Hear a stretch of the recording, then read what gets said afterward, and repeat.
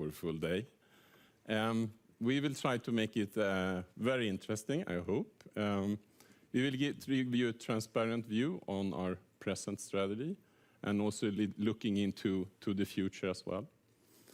And I think Atlas Copco is a little bit on the move when it comes to being an Atlas Copco an industrial company to become more of an Atlas Copco technology company. And you can see that it's more software, it's more advanced applications that we do, and actually less competition in the areas where we move to. And therefore, we're going to give you a deep dive into vacuum technologies. You're going to get your hands on this afternoon as well, and industrial technologies as well. Then. The downside of that is that there will be very limited information about the compressor technique and power technique this time. But Daniel is always available if you would like to have more questions around that.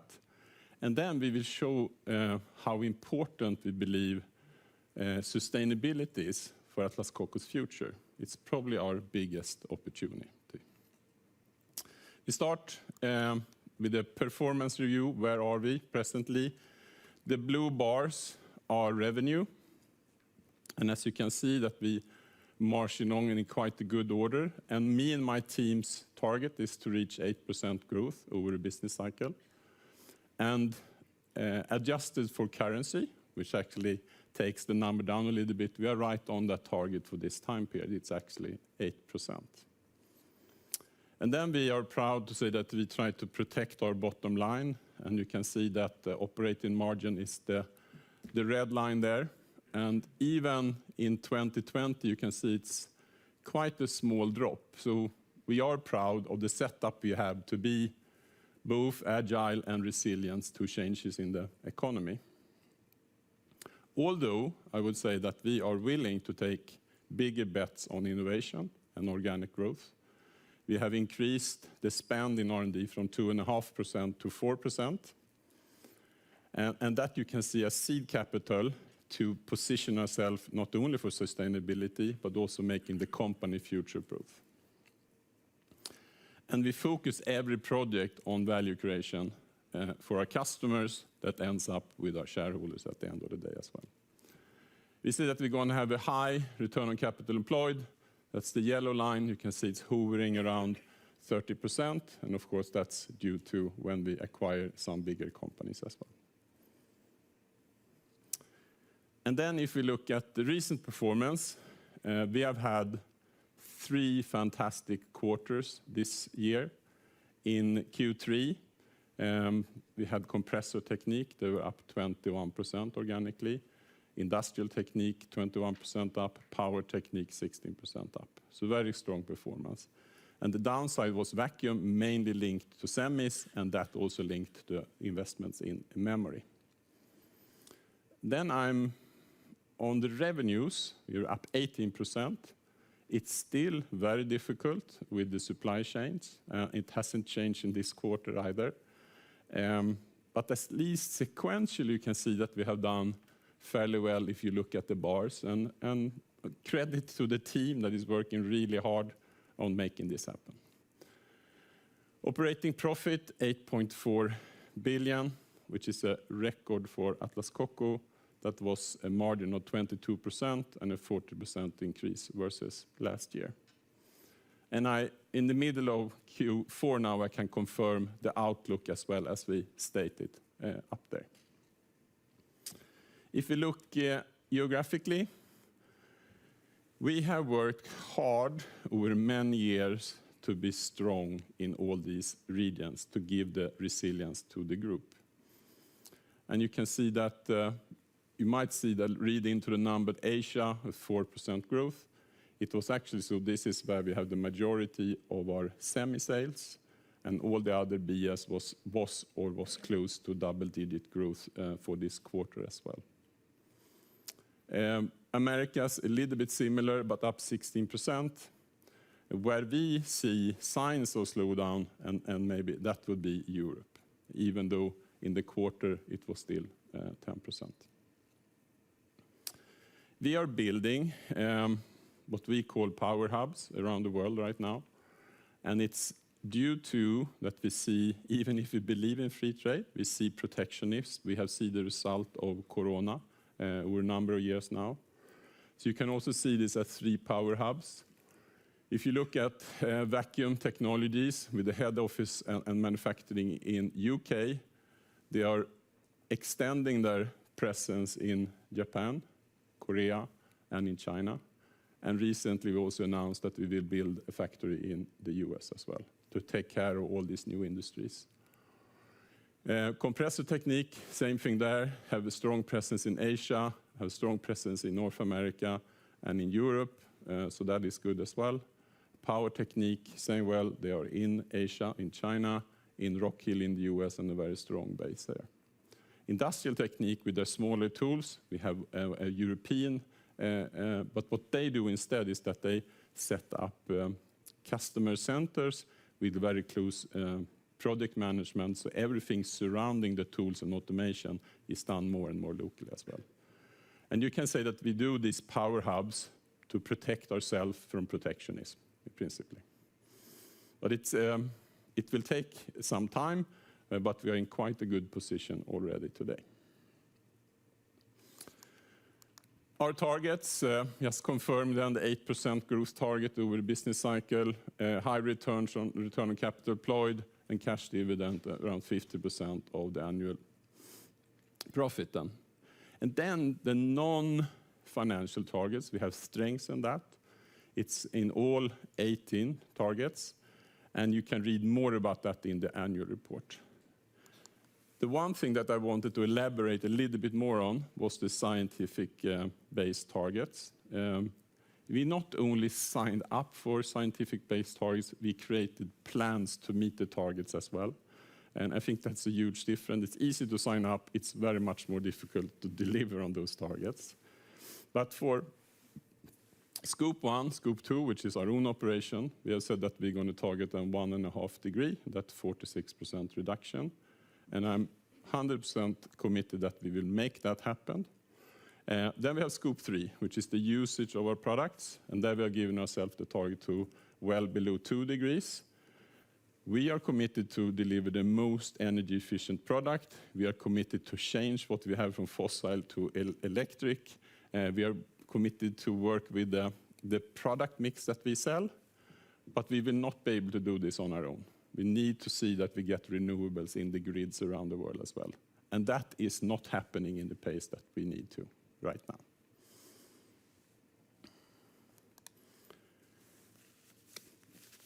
If you look at the trends, as we see them at least, digitalization might not be so new, but it's a fantastic driver for vacuum technologies.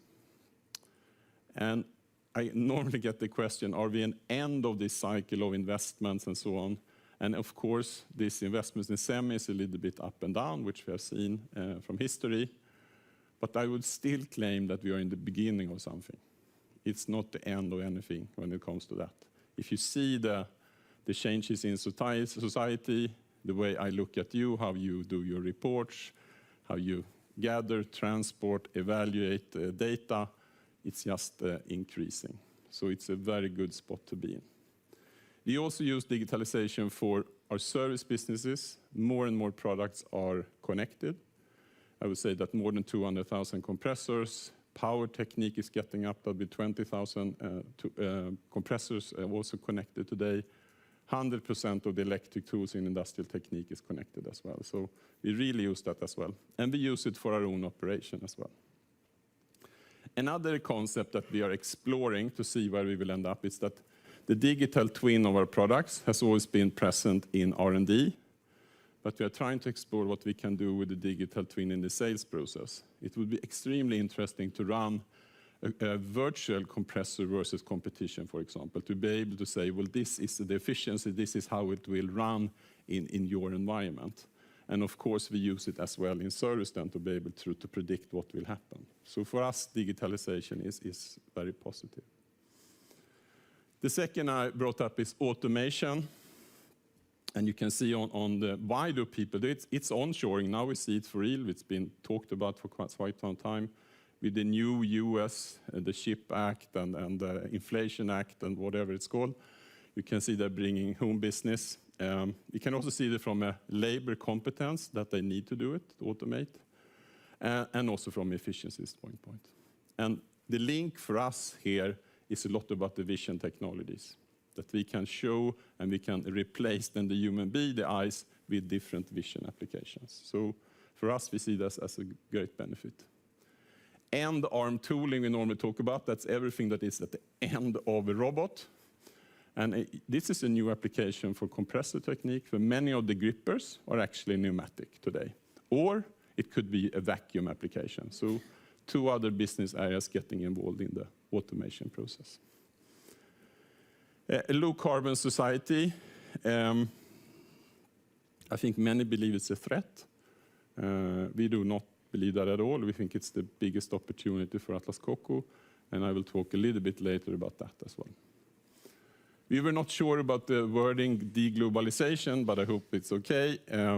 We believe in free trade, but we need to act according to how the world is really developing, and that's why we're building these 3 power hubs to be protected from protectionism.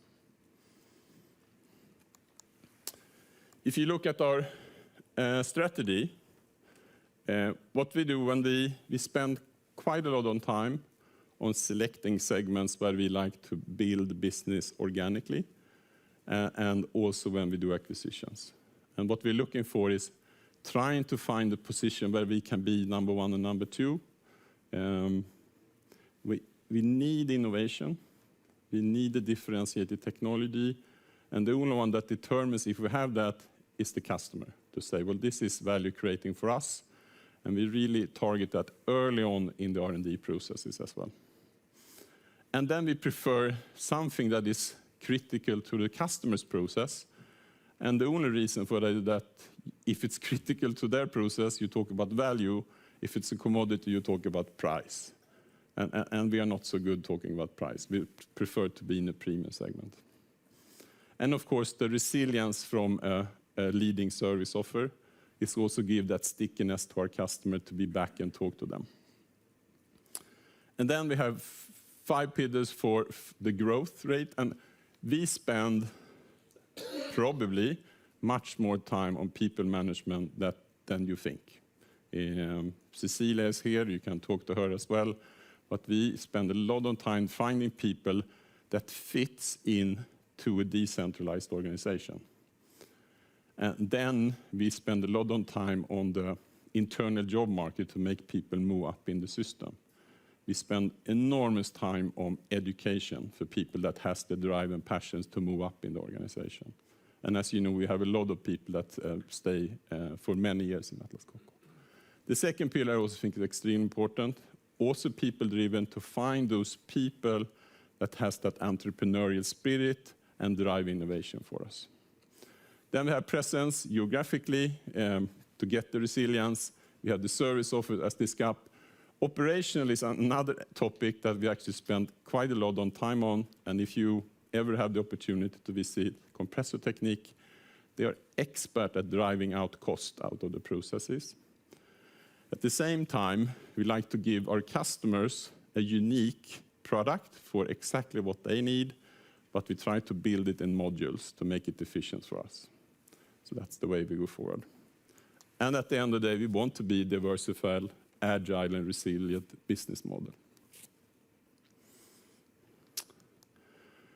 And being resilient, one of the things we just listed the customers up there. So we have a broad number of customers. Probably compressors is in most of them, vacuum technologies is most of them, industrial technique is in most of them. So we can see that. And we are not really dependent on one segment. You can see that Henrik and industrial technique then, they are in the automotive, but that's also compressors and everything else in automotive, but it's still limited to 9% of the group. And if you look at semi, we talk a lot about semi in every quarterly report, but the electronics there, where it's part of, it's less than also that it's a 1 digit on semis as well. So we have a very broad base of customers to work with. Then we put in a lot of efforts to build our service to get that resilience, the stickiness to our customers. And it's not only that, we also, with every service contract, we get happier and more pleased customers. And I think they secure the next order for us many times. So very much OPEX driven, of course, and equipment CapEx driven. And we have a strong presence then in a number of segments, as you can see. The organization, I guess we are recognized for the decentralized way we are working. And we all will need to give people a real job, we say, with real accountability, but also authority to act. So if you look at the 4 business areas, it's actually only 8 people that work in the business areas. And 97% of the people works in the line, which is, I think, astonishing. And every division has the highest operational responsibility. They have a full value chain to be responsible for. And what we drive is not only the knowledge about our products, it's the knowledge about our customers' application, and if there is an other way to do this. And then you can see that we take decisions in this way, and then you might say, well, they don't take advantage of the synergies.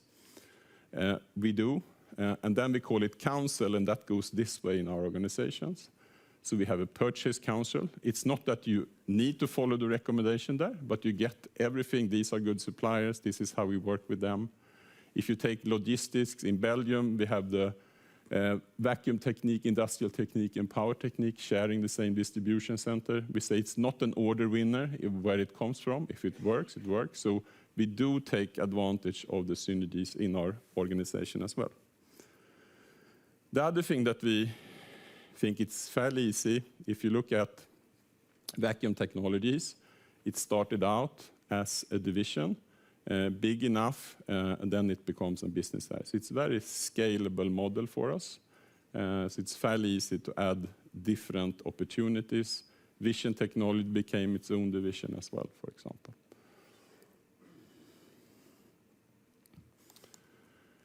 We are proud to be, which I showed in the first picture when we look at the profitability, both agile and resilient to changes in the market conditions. And there are a number of things we do. First, I already showed you have presence in many, many segments. We have a strong geographical coverage that has been tremendously beneficial many times. Service is 35% of what we do. When we manufacture, we do 25% of the components ourselves. We do the final assembly and the quality test, but we share the responsibility of the components. Around 70-75% of the components are actually sourced to help our balance sheet in a change like this. Then we work with temporary workforce. Right now we are running flat out, but in a normal condition, of course, we work with temporary, and it's normally slightly higher where we have more flexibility, like in semi, and around 10% in other business areas. And then every division is responsible to have a scenario planning, which is normally a scenario of 10% down, 20% down, 10% up, 20% up.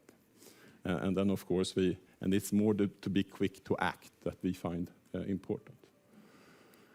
The other thing that we do is I added this little green dot here that out of a slowdown, many times we become a stronger company, and I think that's what you have seen the last 1.5 years. Already here, when we went into the corona, we said that, okay, we are not going to touch strategic R&D. Let's keep that. We are not going to touch the investments we do in digitalization. We're not going to change the competence. So those are the 3 areas where we kept, and then we were really tough on all other costs. But as you can see then when getting out of this, we normally have an opportunity to launch a new generation of products and have the competence that people are looking for our customers. Innovation. Without innovation, without creating the value for customers, then we would not be successful. So for us to become arrogant or anything around innovation, it's not an opportunity. We really need to drive this constantly. And it's also probably the most valuable activity we can have to create value for our shareholders. So we have increased from 2.5% to 4% over the years, and you can see it's quite rapid. And the outcome of that is, of course, what you see in the sales numbers, but also that we are launching more products than we ever have in the past. And when we look at the success rate of new products, it's really, really good.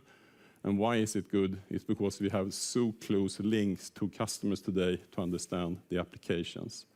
And if we only understood our own products, I think we would fail from time to time. We have done in the past, but it's a very close connection to the big semis, the big autos, the big aerospace customer to exactly identify what and how they will build the next generation of products. And this is also part of transforming the market. And sometimes I know that we are asked, well, how big is this market? And I say, well, normally when you look at the market like this, which is our sales in blue then and competing sales in gray, we are not always interested in all the gray parts. We're trying to find the niches where we can make good money, where it's really adding value to our customers. And normally if you go after a piece of the gray, you go up head-to-head with competition, and price becomes a more important factor.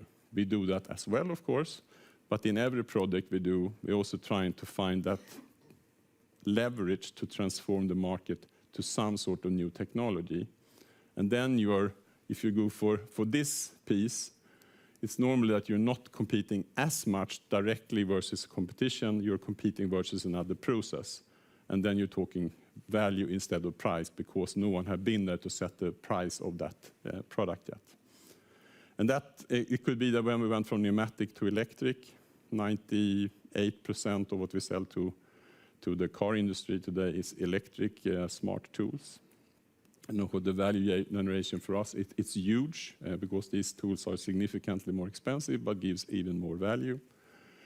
We went from diesel to electric with our portables, so that's available as an electric product as well. More content for us, a higher price, but also the benefit of low carbon.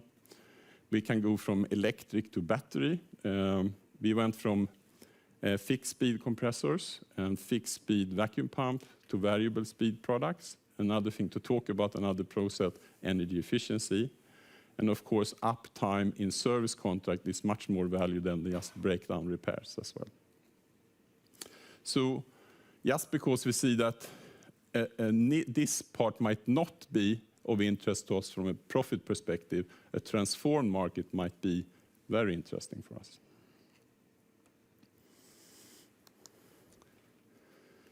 And we're also trying to extend the offer that we have. And it could look something like this. I gave you a number of examples here.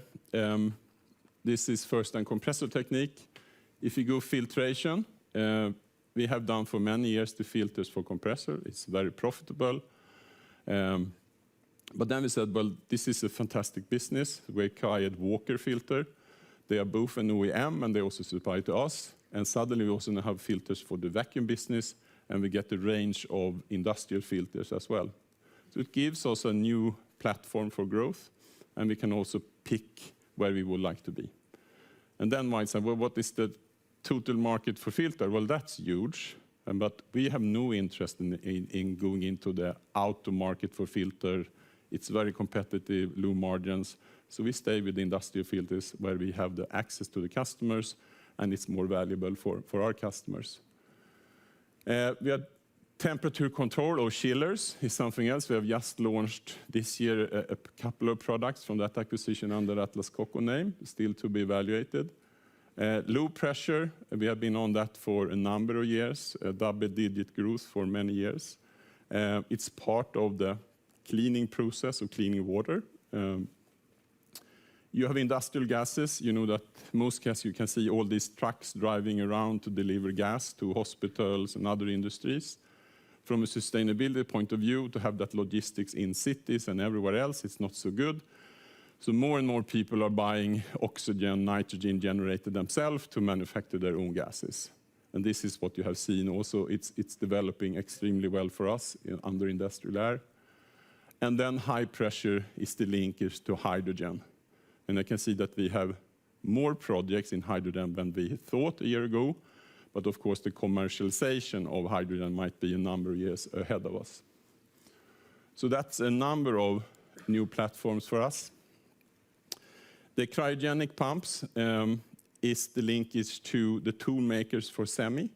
This is where we also sell the turbo pumps. Very good acquisition. It had a bumpy start, but now it's actually performing well above what we expected. We're getting into process diagnostics. Liquid ring pumps is kind of the base for industrial pumps and a base for transformation into something more advanced. And gas vapor delivery as well. I'm happy that Gert is here to present later on, then you can ask all these questions about this.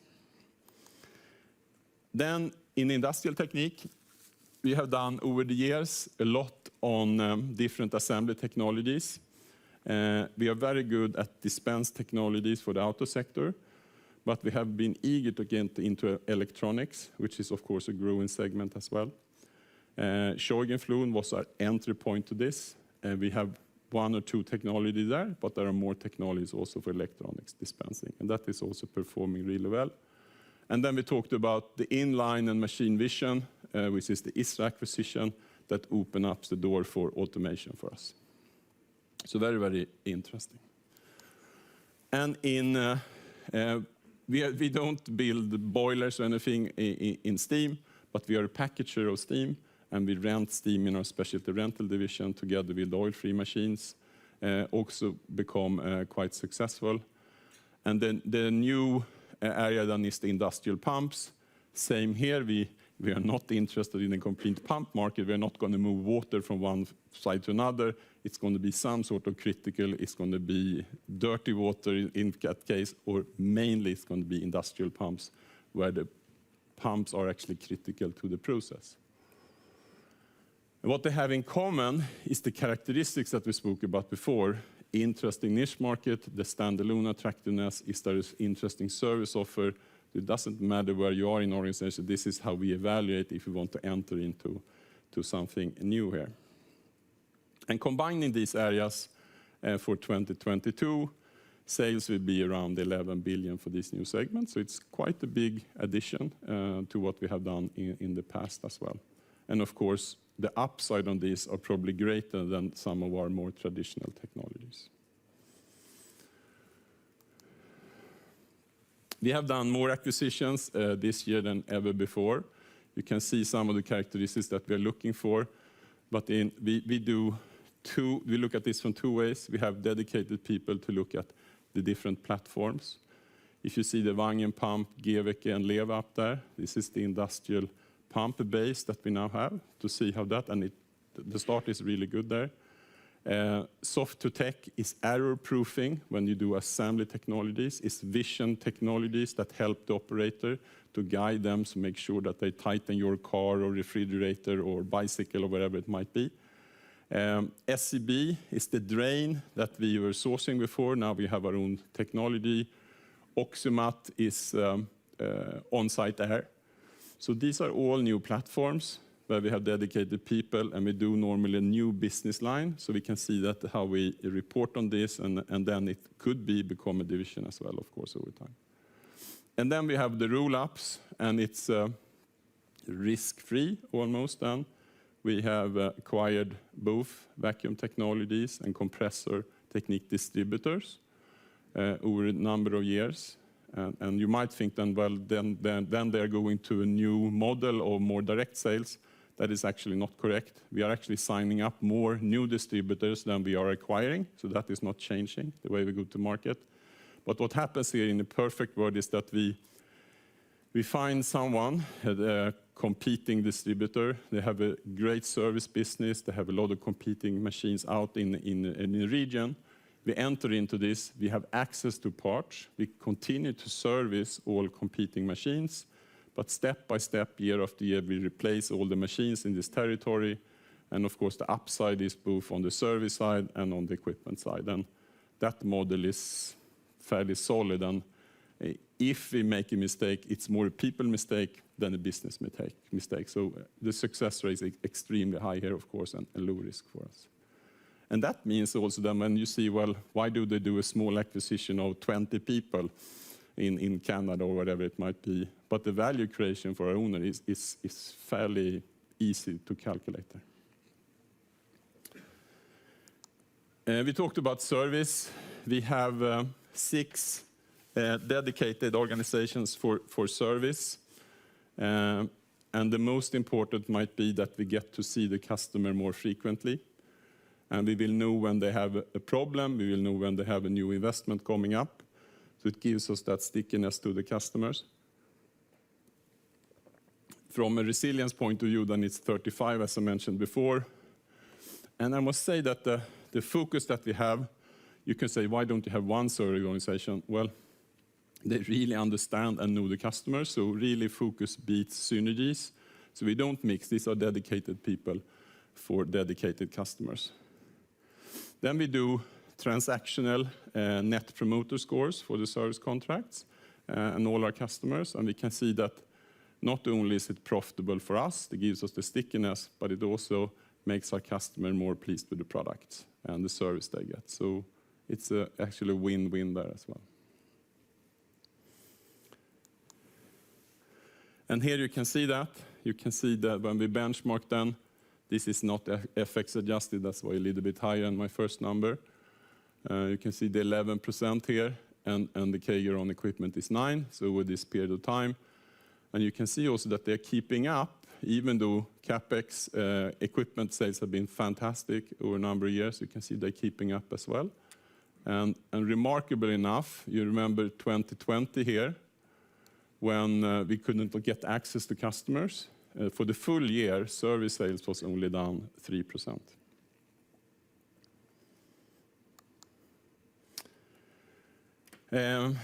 Switching gears a little bit, talk about sustainability.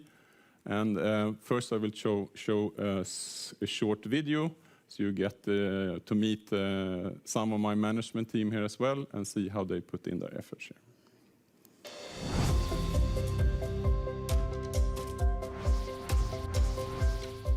The biggest motivation in looking after the climate is basically to protect the world for future generations. I believe that sustainability is a great opportunity that we have going ahead. We see an extraordinary potential in the battery industry. So we are pivoting towards more sustainable products. Instead of having engine-driven products, we are now switching to electrical-driven products. And we have new, more efficient products also, like our energy storage systems and our solar-driven light towers.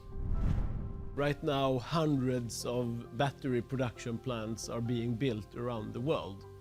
Here, Industrial Technique is involved in finding the best efficient production solutions in each step. We also are involved in grid-scale battery. For instance, when you have windmills and we have wind, you can produce electricity. You can use that electricity to run a compressor.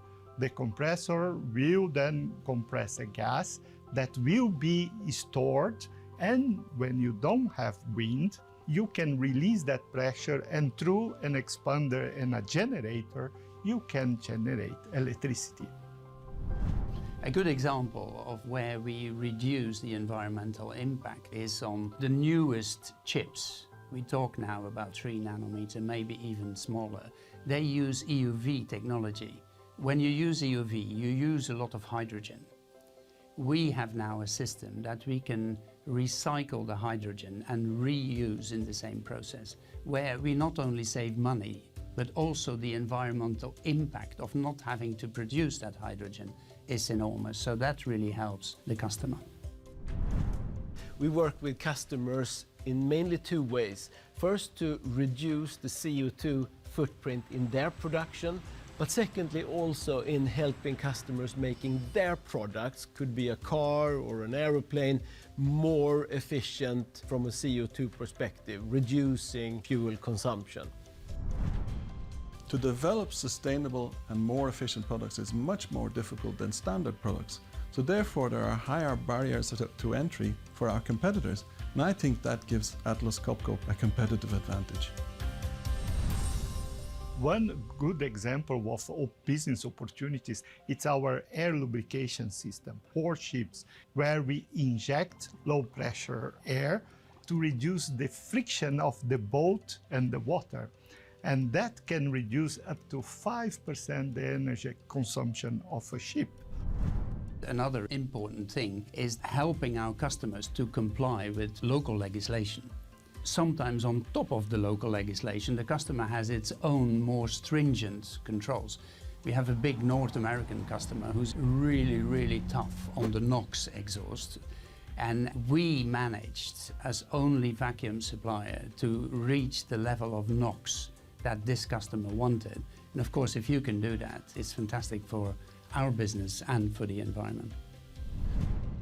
The energy transformation will require new gases. One good example is hydrogen compressors to the entire chain. Hydrogen for mobility, hydrogen for the industry. So there are quite a lot of opportunities there. Also, when you need to store CO2, you will require a compressor. That's why we have developed a product range already for that type of application. Another market segment is hospitals. 50% of the CO2 emitted by the hospital is coming from anesthetic gases. And we developed equipment now that can recover these gases and avoid the emission to the environment. We've already taken actions to be more sustainable in our own factories. Today, most of our factories have solar panels installed. This we wouldn't have done 5 years ago, but today we do it. For example, 90% of all our waste from the factories are recycled.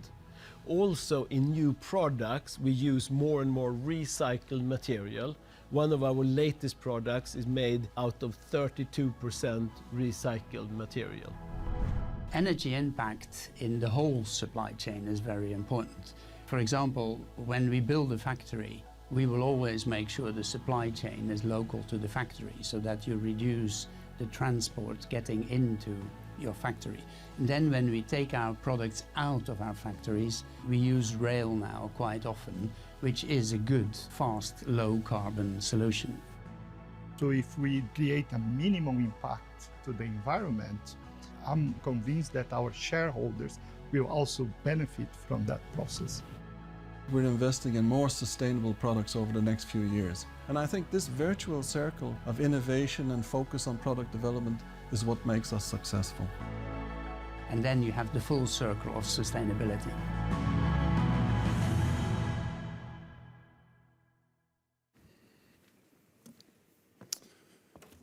We are actually really on top of this, both on our own operations, as you can see on this slide then, and the commitment to science-based targets. And in our Scope 1 and Scope 2, you can see it's very small out of this complete CO2 footprint. And we really work hard with our customers to see if we can get up to renewable energies.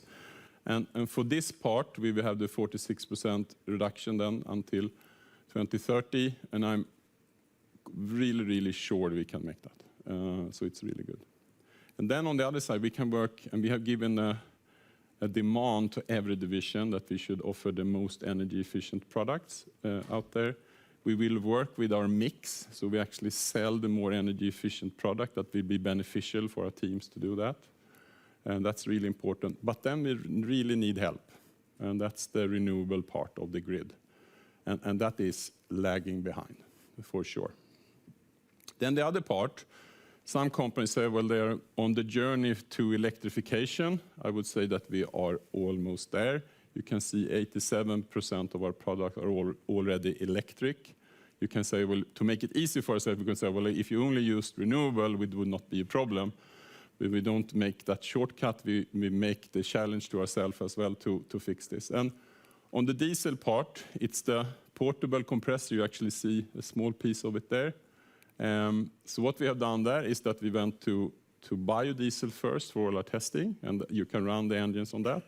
But now we also offer a completely electric one. And they are really coming on in demand as well this year. So we can see a lot of good sales numbers for that as well. And if you can make it electric, you could also think that you can do it with batteries if you want to. The other part, which we will take away, is the abatement system that is in semiconductors and in vacuum applications. We have fossil fuel, but we also have electric. We're now building a new range for electric as well, so we can also replace them as efficient or better than the fossil fuel ones. The only piece that will be left here is the generators. For a logical reason, it's difficult to take away when you're actually trying to create them. The end product is electricity. So it's be a very, very small part, but maybe it's also good to remember that the company is already electrified. This is a very interesting side, because now we talked a little bit how we're going to do that, but now go into the more of the business opportunity. So a few years ago, we were a little bit, what does this mean to Atlas Copco? We have many engineers, and how do we view this, and what can happen, and where is the potential for this, and how do we take advantage of this change? And then we asked, in this case, McKinsey, which is, and it says, so if you use Europe as a base, what are the enabling technologies that will really bring us to a climate neutrality by 2050? And I'm sure you recognize a lot of them. It's first one is onshore wind, then you have solar, battery cars, heat pumps, you have battery heavy transport, then you have wind again, fossil-free steel, carbon capture, and a number of other biofuels is over here as well. And then we think, okay, so now we know this is how it will look like, this is what will be needed for the future. But how could we present that to our teams to get them engaged and understand how this society looks like? And say, but can we not paint a picture of a society with this new? And this is our best attempt so far, how this new world would look like. And of course, in transport sector, if you start there, you can say the cars. It's approximately 13% of sales globally today. But when Henrik talks later about his sales numbers, the lion's share of his auto capex goes into battery or hybrids today. So it's really changing that way. And the other thing, the number of battery factories that we are working with today, and you have that as an example in the workstation this afternoon, it's the new engine. And for us, the potential is higher with the battery car than it was with the fossil-driven car. So from that perspective, it's very interesting.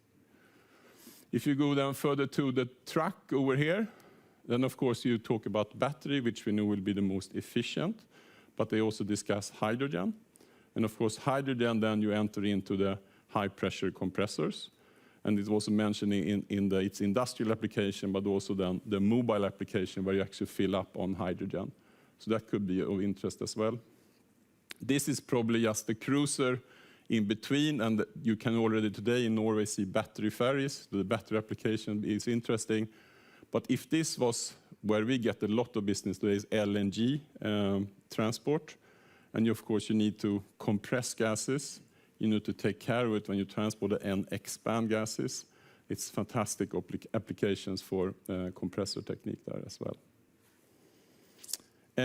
Clean water, it's a scarce resource in many areas of the world. And low pressure is part of that from compressor technique.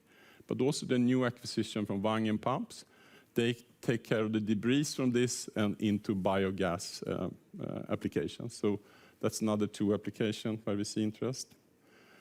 Solar, as you know, most of these companies are Chinese today, but we can also see with the Inflation Act, it's called IRA, I don't think it's a good name, but that's what it's called.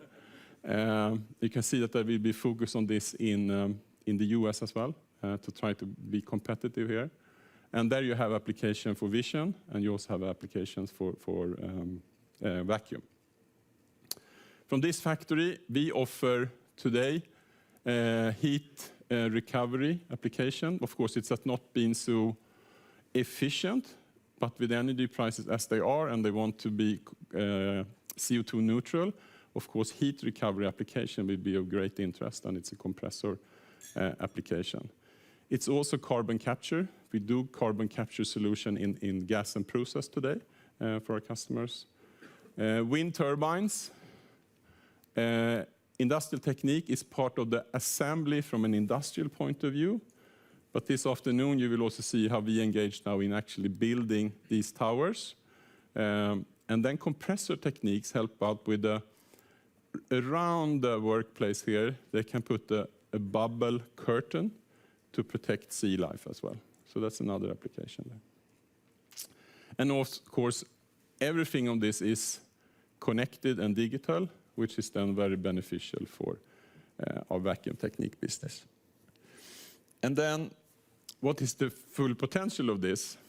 We don't know, but we know it's significant. I asked Wagner Rego the other day, because we do business review for 2023, and I said we looked at all his applications.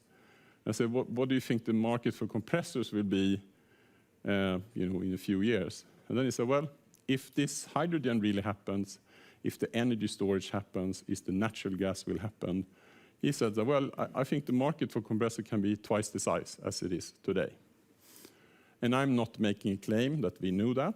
I'm just saying that compressor that some people might think are old technologies is really an enabler for this type of society that we are looking for. So you will not be able to get there without compressing gases, moving gases, expanding gases. So I think it's, Daniel asked me before, and says, what is your favorite picture, he said. And I said, well, this is the one for my presentation, and I think it's the one to remember if you're interested in Atlas Copco's future as well.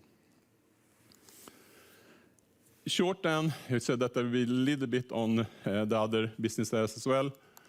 This is then compressor technique.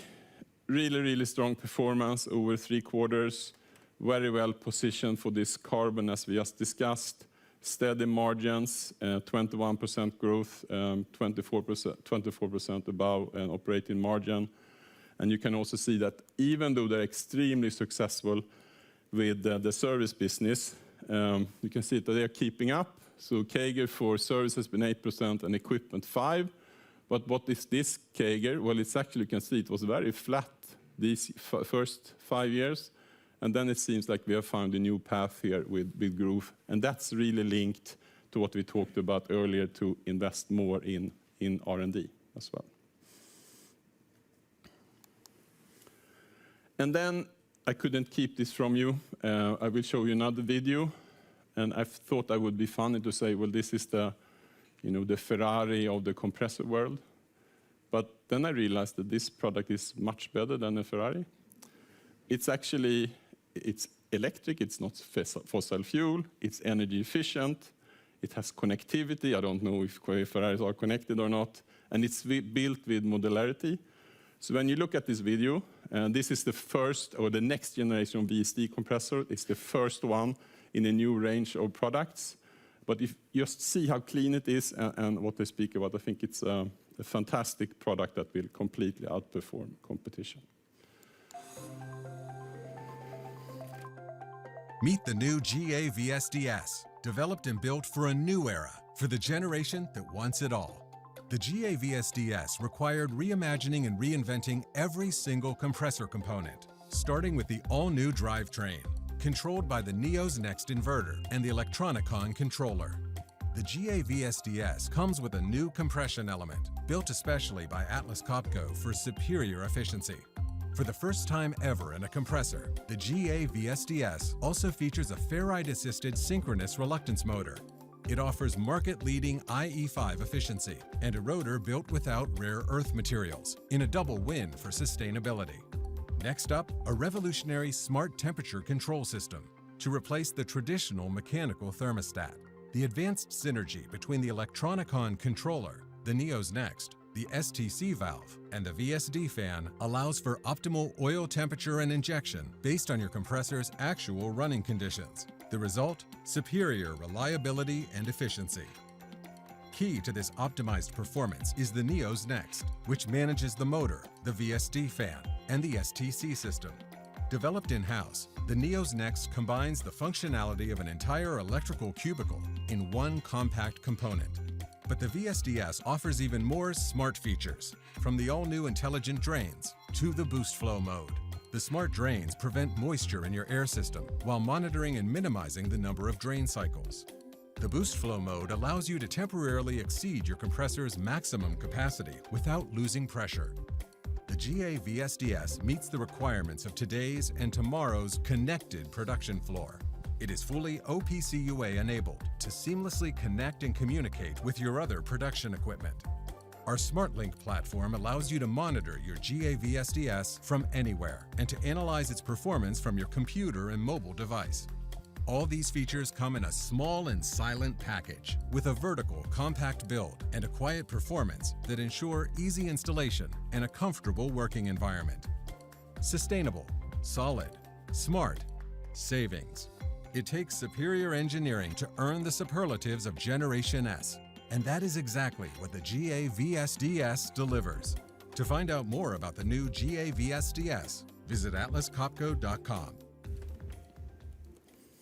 So I worked 34 years in this company, and I think every year the R&D team has said, well, now we are really pushing the limit for innovation. We cannot do anything more. And then they bring something like this again. It's just unbelievable. There's a lot of talent in that team. Power Technique, you can see here as well that they have, the one thing that we've done really well is the specialty rental, not only the oil-free, but two acquisitions were done in steam has been extremely successful as well. That goes as a service division in our case. But that's really moving the needle, and it's also very profitable for us. In portables, you can see then that we did the diesel to electric, which is also coming along, and there we are clearly number one in what we do. And then I think one of the more interesting part is the entry into industrial pumps with the two acquisitions, and with a good start, but we are still a small niche players.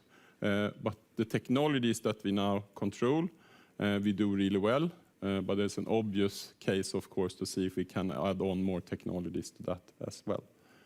Financially, they're performing on another level right now. I'm not saying it's sustainable as we had it in the 18.9%, but it's significantly better than where we have ever been before. And one of the areas where we were struggling a little bit with profitability, I will say it is generator, but also now that is really picking up. And now we are combining generators with energy storage, which looks very interesting for construction sites as well, that many of the construction sites like to drive the CO2 levels down as well. So that looks very positive as well. And then service is difficult in power because the equipment are moving around all the way. But it seems like we have found an extra gear there as well. And service is also performing really well. That is also including then the rental piece. And I wanted to give a short video, just 2 minutes, on the industrial pump. So it gives you a little bit, I can see the pictures will give you a view of what kind of pumps this is.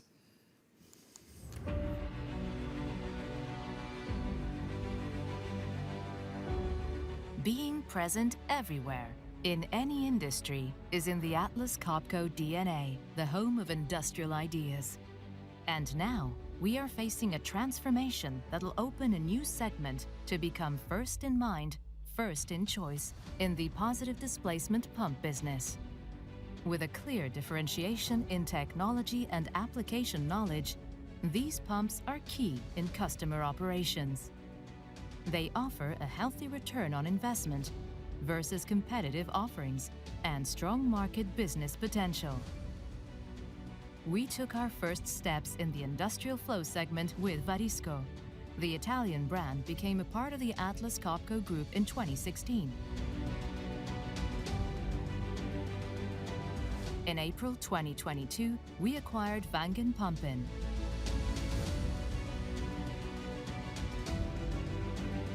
And in September 2022, we acquired Leva and Geveke.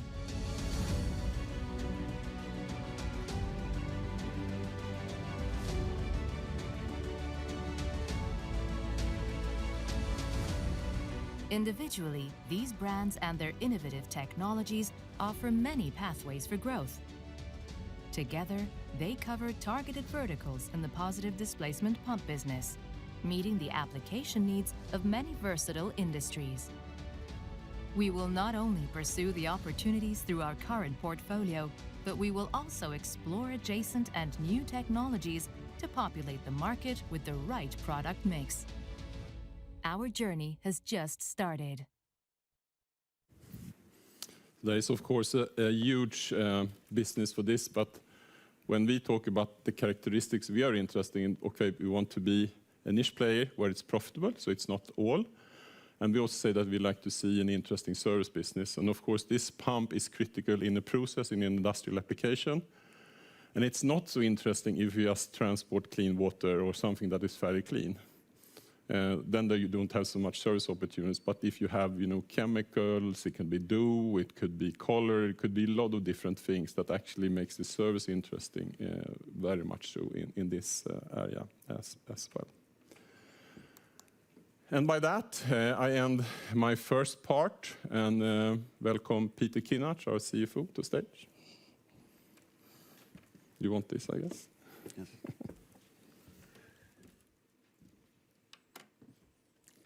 Thank you, Mats, and welcome, everybody. I thought it was a really very good overview of the Atlas Copco strategy and the Atlas Copco business model. Most of you that have been following us for quite a number of years are, of course, very familiar with our decentralized setup, the agility and resilience of our asset-light operations, etc. But looking at this presentation, what personally pleases me, even makes me proud as an employee of this company, is the fact that through the power of innovation, our very competent and committed people, and the continuous selective growth, both organically as well as inorganically, we are able to play a real role of significance in this race to net zero. And of course, our science-based targets are the KPI that we will use to measure our progress against that. But stepping aside a little bit from this very new and very important KPI, I would like to zoom in together with you a little bit more on our financial KPIs. And at the risk of being maybe a little bit boring, this is of course a little bit of a repeat of what Mats has been talking about already before. But what is the main message I would like to bring here? Nothing has changed. We still believe that these three very important long-term KPIs are the fundamental way of keeping track of our performance in Atlas Copco. It starts, of course, with the 8% average growth per year over a business cycle, a sustained high return on our capital employed, and last but not least, a stable, growing and predictable cash return for our shareholders of approximately 50% of our net earnings.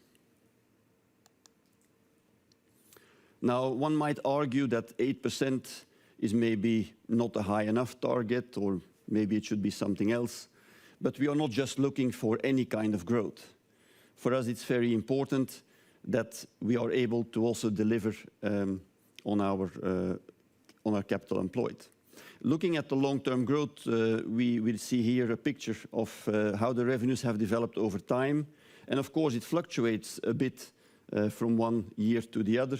But overall, exactly around this particular period of time, 2012 to 2021, we have reached exactly the 8% target that we are committed to deliver. As I mentioned, it is not just any kind of growth that we are looking for. And we want to make sure that the performance that we have been delivering over the years can be repeated time after time. In other words, that the growth gives us also a sustainable and high return. And of course, our business model with a 23 division, decentralized organization, the agile setup that we have, and resilience to our service organization is, of course, the foundation to be able to deliver this continued high return on capital employed. This, you could say, is our formula for value creation.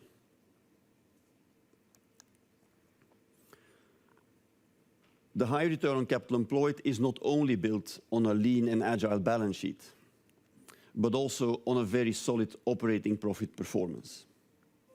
And if we look a little bit at this particular slide, showing the earnings per share over a longer period of time, then you can also see that the importance of the operating profitability performance, it has gradually over time taken an even more important role, growing from 72% of the earnings per share to 78% of the earnings per share.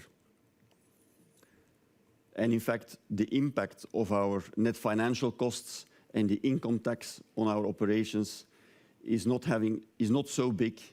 And of course, we could say that our tax and treasury team is also running a very tight ship, while the bulk of the responsibility to generate this profitability comes, of course, from our operations. They are really doing the job.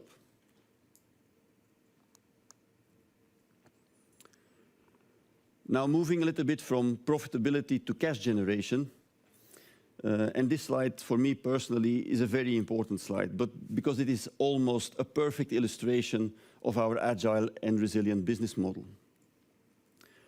First of all, it shows the impact of the growth of the business over time and the consequent profitability, but also that if at times when we are maybe not able, due to all kinds of reasons and circumstances, to increase the profitability as we would like, and even though this has been seldom the case, we are always able to then at least grow the cash flow. At the bottom of this scorecard, you can also see the modest investments that are required to feed the growth, to produce this growing profit and the growing cash flow over time. Even though we have been indicating over the last several quarters that we are making very significant capacity investments, and that you can see in the last gray bar at the bottom of the graph there,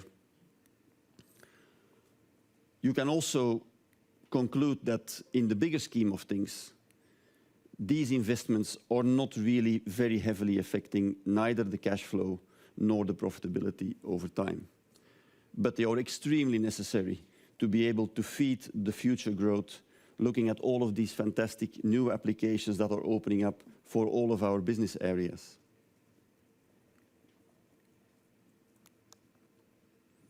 And in this picture, you can also clearly see how we continue to be an asset-light operation. We have, of course, invested heavily. We also see that we have had some issues over the last several quarters when it comes to inventory build-up, due to all the supply chain issues that we have been facing. And we have also mentioned the extensive investment programs that we are pushing out to increase the capacity to deliver all these orders on hand. But if we put it a little bit in perspective against the revenue development, then you can also see that over a longer perspective, it is not really a material change. And as the revenues will continue to grow based on our annual growth target, there is even room for more for the future.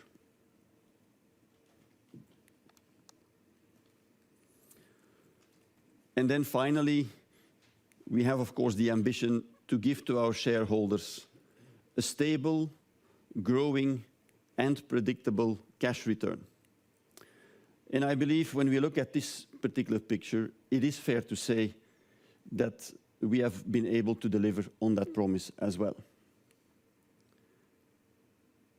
We have also added here in this slide the additional cash distributions through the mandatory share redemptions, as you can see.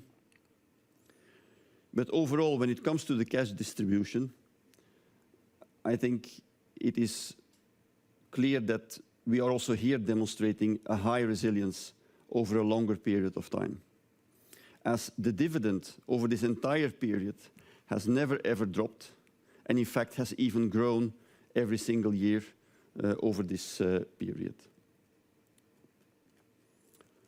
So with that, I would like to conclude a short recap of our key financial long-term targets and a review of the Atlas Copco's long-term performance track record.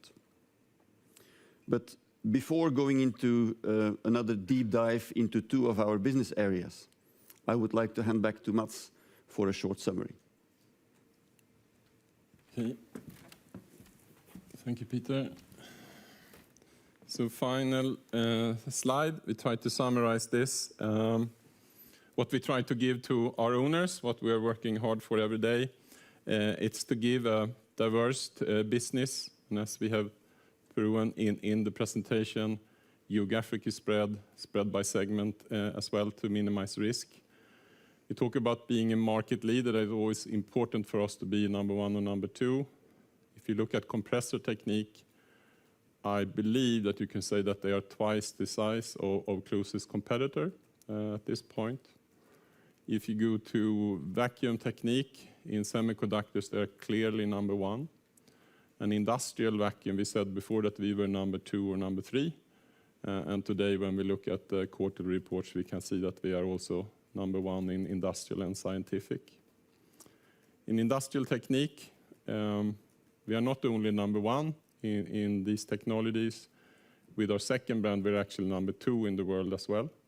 And we see with the entering into flexible automation that Henrik will talk about later on, we will actually limit competition even further. In power technique, with portable compressors, we are number one. In generators, we are probably number one in one region of the world and maybe number three in other parts of the world. So there we have some work to do. And of course, we just entered into the industrial pumps. Big commitment to innovation and sustainability from our side, which you can see in the increase that we have had in R&D and the number of products that we launch and the commitment to the science-based targets. To get the resilience, to get the stickiness with customers, we should have the best service offer. And as you can see, it's appreciated by customers. It's growing faster than equipment sales as well. The organization is decentralized, give people a lot of responsibility. It's really light when it comes to stab functions, and all the resources are close to customers. And it's a very scalable organization. And as Peter shown them, that we are trying to be very asset light in the way we set up our operation to be able to be agile for different conditions in the marketplace. And of course, as I showed in my favorite picture, a really enabler for a sustainable society. Thank you so much. Thank you, Mats. So before the break, we will have one more presentation. So welcome up on stage, Business Area President for Vacuum Technique, Gert Follens.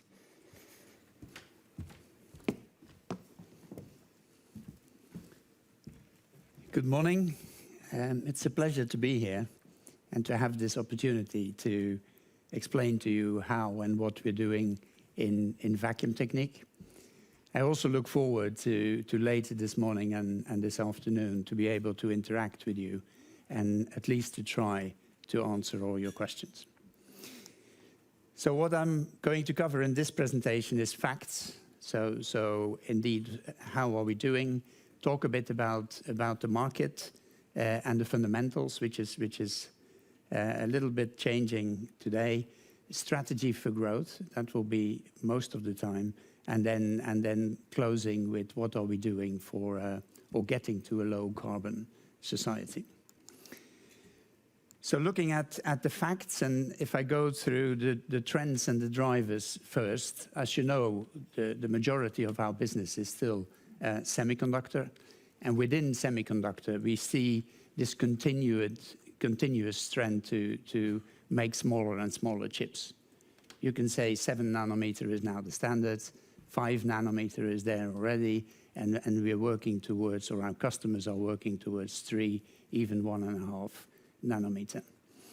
Second trend is the machine-driven data generation, where there was a time where semiconductor was driven by personal computers, tablets, and phones. This has now changed completely into a machine-driven application. And as you know, there's many more machines than people, and they all have some kind of electronics within them. The traditional ones, 5G, artificial intelligence, virtual reality, automotive, healthcare, are growing very fast, and everything is interconnected now. Every device is talking to another device, and also very important, legislation is becoming more and more important within the semiconductor and what you can exhaust from the customer's processes. Then within industrial scientific vacuum, we are getting bigger and bigger in the food industry. Regulations also there are getting more stringent, so that drives our business. Batteries, we talk a lot about batteries, but in the production of the battery cells, there's 4 processes where you need vacuum. It's the coating, it's the drying, it's the filling and the degassing. So batteries is a very, very important part for our industrial business. Solar is very obvious, and space, more and more satellites out there, they all have to be tested in a vacuum environment. The common trends that are valid for both are clearly sustainability. So we are working very hard to have more energy efficient products, and where we focused in the past and still very much on total cost of ownership. Now we see that drive from all our customers and the questions towards a more sustainable solution. Yeah. Service uptime, we are there now, so all the machines are interconnected, and it's about yields and uptime through connectivity. And for us, very important, we are kind of in the eye of the storm, is geopolitics, where there is more and more a trend for local, rather than having all the business in one part of the world. So these are the trends and the drivers. If I look to the left, to the graph, I'm proud to say that we had 8 consecutive quarters of revenue growth. If you look on the graph, in 2019 we were at 5 billion, and now we're at 11 billion Swedish kronor in revenue. In Q3, for the first time, we passed the $1 billion mark in revenue, which is a nice milestone for us. You can see the orders, of course, since early 2020. Orders have been much bigger than the revenue. We did not see a slowdown in 2020 because of COVID, because we had work from home that created a lot of business, mainly in the semiconductor industry. And you can see the build-up of our order book during the quarters. This quarter, or the last quarter, Q3, was the first quarter where we invoiced more than we received. So we start to eat slowly into the order book. From a profitability point of view, in Q3 we were at 23%, which equals 24.6% EBITDA, a bit higher than Q1 and Q2. Profitability is influenced by problems or instability in the supply chain. Our return on capital employed, 25%. We have kind of a heavy balance sheet because of the acquisitions of Edwards-Leybold, CSK, and the cryo pumps, but still we achieved to do 25% on return on capital employed. So looking at our current performance, you see a lot of minus signs on there. To be fair, I must say that September 21 was the first quarter of extremely high orders. So we are going down now in every continent. This is purely driven by semiconductor. Our general vacuum business, so industrial scientific vacuum, is growing very nicely, and our aftermarket is growing very nicely. But the 2 semiconductor product divisions are coming down for the moment. There's a couple of drivers there. You all know about the memory. The inventory to billings has been going up for a while, so there is a bit of a hold back now on memory investments. There have been some delays in the construction of the new fabs. We see that in the construction of our own factories as well. And there is a general atmosphere of worsening business climate, which takes it all down a little bit. Of course, part of the big increase we've seen in the last quarters is also because our lead times were going up, and then the customer is ordering a bit earlier. Now that we start to invoice more than we receive, we will see the opposite effect. So that plays some role in this. Asia is going down more than Europe and the Americas. And that's mainly because the main memory players are in Asia. So you have Micron, you have Hynix, and you have Samsung, and they have most of their production in Asia. So that explains the stronger drop in Asia. Still, of course, we have 56% in that part of the world.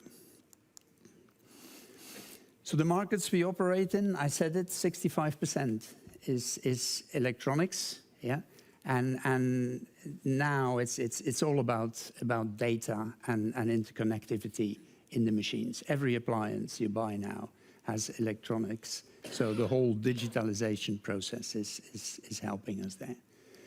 Another important part we're seeing is the revival of the 200 millimeter fabs. There was a time that we said, oh, 200 millimeter fabs will disappear, but now that is coming back very strongly, partly because of the capacity problems in semi, but also the high-performing power electronics are often on a 200 millimeter fab, silicon carbide or silicon, but still, this is coming back, and for us, showing nice growth. Processes are getting harsher. When I said you go now to 3 nanometers, that means it's tougher to make these chips, and for us, there's much more corrosive components and rare elements being used, and we all have to get that through the vacuum pumps. And what we clearly saw, and I'll come back to that later, is that capacity and agility is driving share. With the boom we have seen, if you could deliver, you could take the business, and that's an important driver for us. Within process, the second biggest part of our business, we take increasing share, food, I said already, more regulations, chemical, pharma, metallurgy, so the steel business has grown quite a lot for us as well. And then foods, we're getting more and more share in the food industry with all the different applications. You can see them.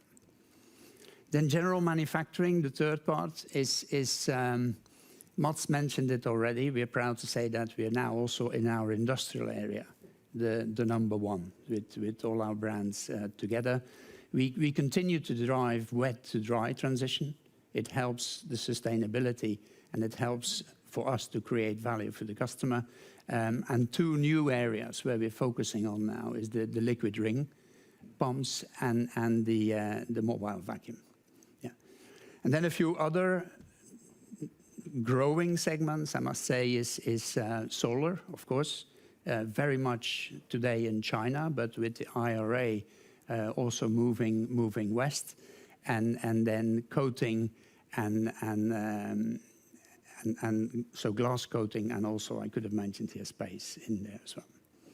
So this is where we are, and in general, all these segments are showing nice progress.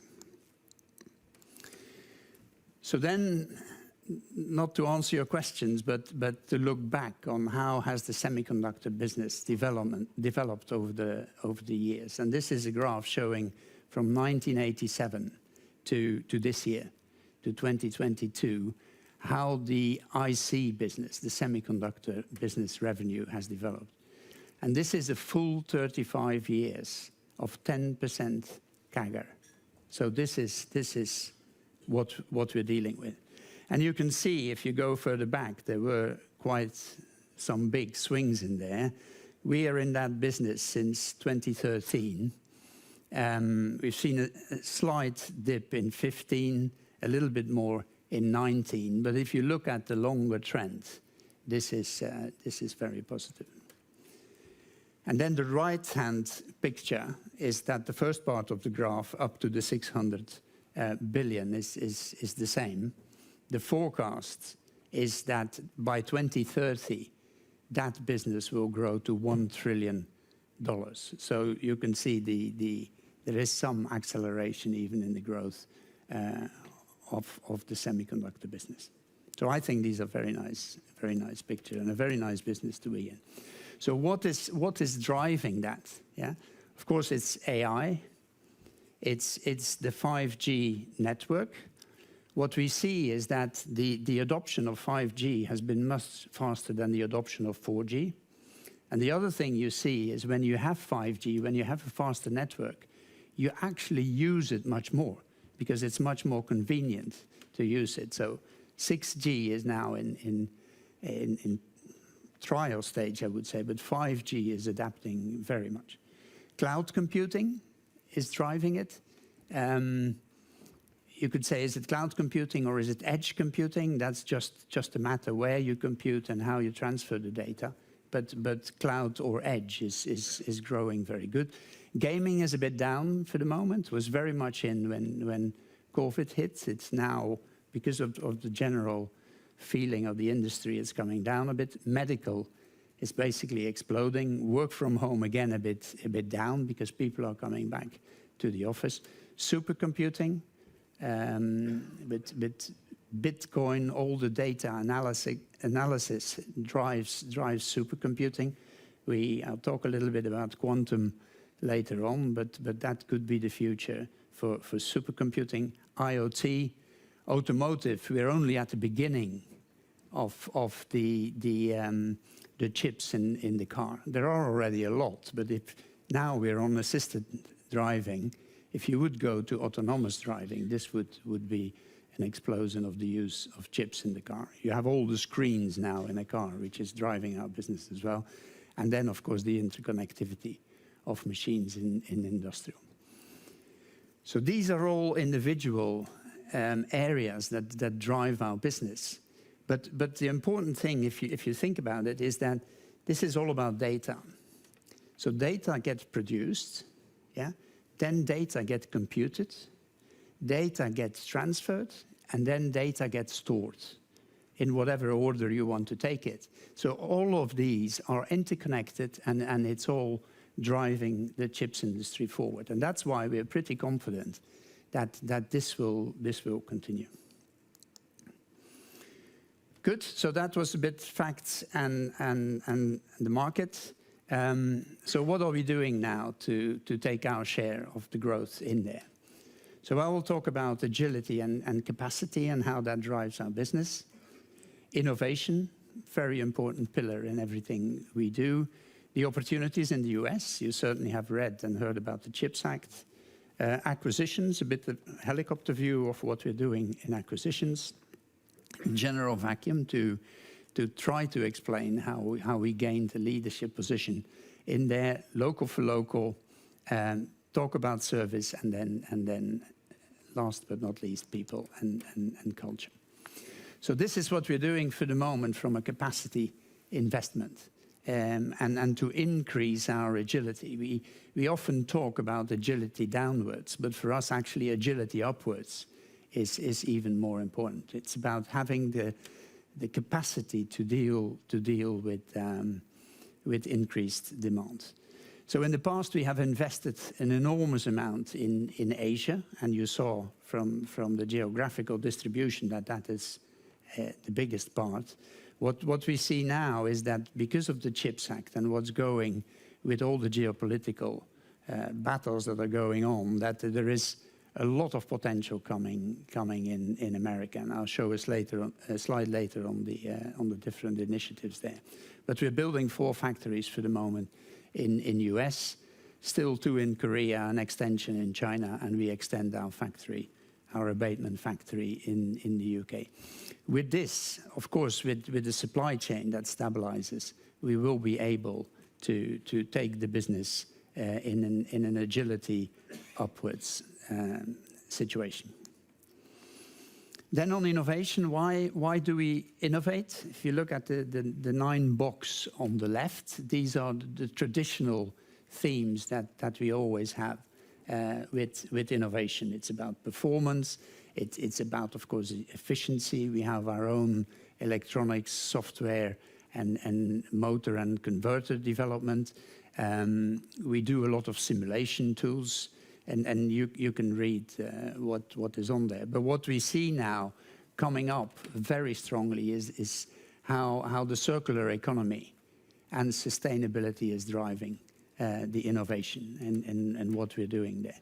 It's not just about energy efficiency. It's also about using more electricity instead of fuel and really develop the products for the circular economy, which you see clearly in our service business. Digital twins, it was mentioned already, has been there in engineering for a long time, but now we adapt the twins so that they can also be used for the marketing, for the manufacturing, so that's a big topic. And then we often talk about controlling the processes. In the vacuum industry, organically we develop gauges, we develop traps and control systems to be more dominant in that part through innovation. So if you look at this picture, at the top we have our 4 product divisions, and on the left we develop, of course, to be better in our core business. We develop products for environmental, digital, to interact with, or our customers to interact with our machines, service to interact with the machines, and new applications. So if I take a few as an example, within industrial, we drive this wet to dry. So we try as much as possible to replace an oil-injected vacuum pump with the dry vacuum pump. We have launched a lot of new cryo pumps since we acquired the business from Brooks a couple of years ago. So this is really strengthening our core position. Then from an environmental point of view, within semiconductor, we focus a lot, and you will see that this afternoon on the recycling, recovery and recycling becomes very important. And then all the again, wet to dry is a very environmental one on the scroll side. Digital to support our customers and our service business, as I mentioned. And then on new applications, if I take liquid ring as an example, we were very small in there, have developed organically super efficient machines, and are now taking share on that. And maybe as a last example, the quantum, where when you talk quantum computers, you need extreme low temperatures, you need high vacuum, and you need automation. So we are working together with universities, and you will see in acquisitions later that this is a part where we are preparing to be ready when quantum is coming to be an important supplier to that very interesting industry. I mentioned the CHIPS Act. This is a picture of the US where you see all the fabs that have been announced to be built in the United States. So the CHIPS Act was approved in Congress, and you see all these investments. Some are announcements, like Micron, both in Boise and in New York State. Others, like TSMC, are already there. They have some delay in construction. They are working on the pilot lines and are building it. Also, Intel in Arizona is building. So really a very dynamic picture. It says it's a matter of national security, but it's basically geopolitically that everybody wants to make the chips because they are a strategic project in their own area. In total, this is more than 130 billion of investment in the semiconductor industry in the US. And by the capacity investments that you have seen, we of course want to take our share of that. Then, as I said, the high-level picture of the acquisitions. So if you look at the top part, which is the semi part, we've always said we want to control the processes in semiconductor. And we manage the pressure through our vacuum pumps. We manage the temperature through our chillers and cryo pumps. And we manage the environmental services through our abatement systems. So if you look at the three up there with Brooks and now Montana Instruments, Montana is again related to quantum, we go deeper into our capabilities of doing thermal management. Then the middle part, the green part with Ceres and Colibri, it's really going into the recycling, the recovery of precious materials, and with Colibri actually offering solutions for four-line abatement so that we can be much more efficient in abating hazardous gases. iTrap is a pure inline on-tool process control piece of equipment that we bought from Zeiss some time ago. Then at the bottom part, we talk industrial. So I mentioned that on liquid ring pump we did organically. We did develop our own products within Edwards and Atlas Copco. And now we're doing a roll-up strategy with acquisitions in China and Germany and US, where we really step for step get to buy channels and products to grow the liquid ring business. Liquid ring, by the way, is an $800 million business, so it's a big part. Then I'll talk about applications. The three in the light blue are mainly focusing on specific applications, and then the last part, bottom right, is we entered into mobile vacuum. That is about $400 million. We were not present in that market, and now with the acquisition of National Vacuum Equipment, we become the leading partner already in US, and we will now roll that out. So good acquisition progress, also a good pipeline for more acquisitions. So then how did we manage to become the number one in industrial vacuum? It's all about presence, application knowledge, and having the products and the operations ready. Yeah? So that's the three parts. So if you look at the market, there's actually very few people that make vacuum pumps. I said here 50, of which about 10 are now already within the Atlas Copco group. So we continue to screen and see if we can get more of the OEMs in helping us to grow the business. And then there's hundreds of smaller companies who have a typical or a specific application knowledge. Yeah?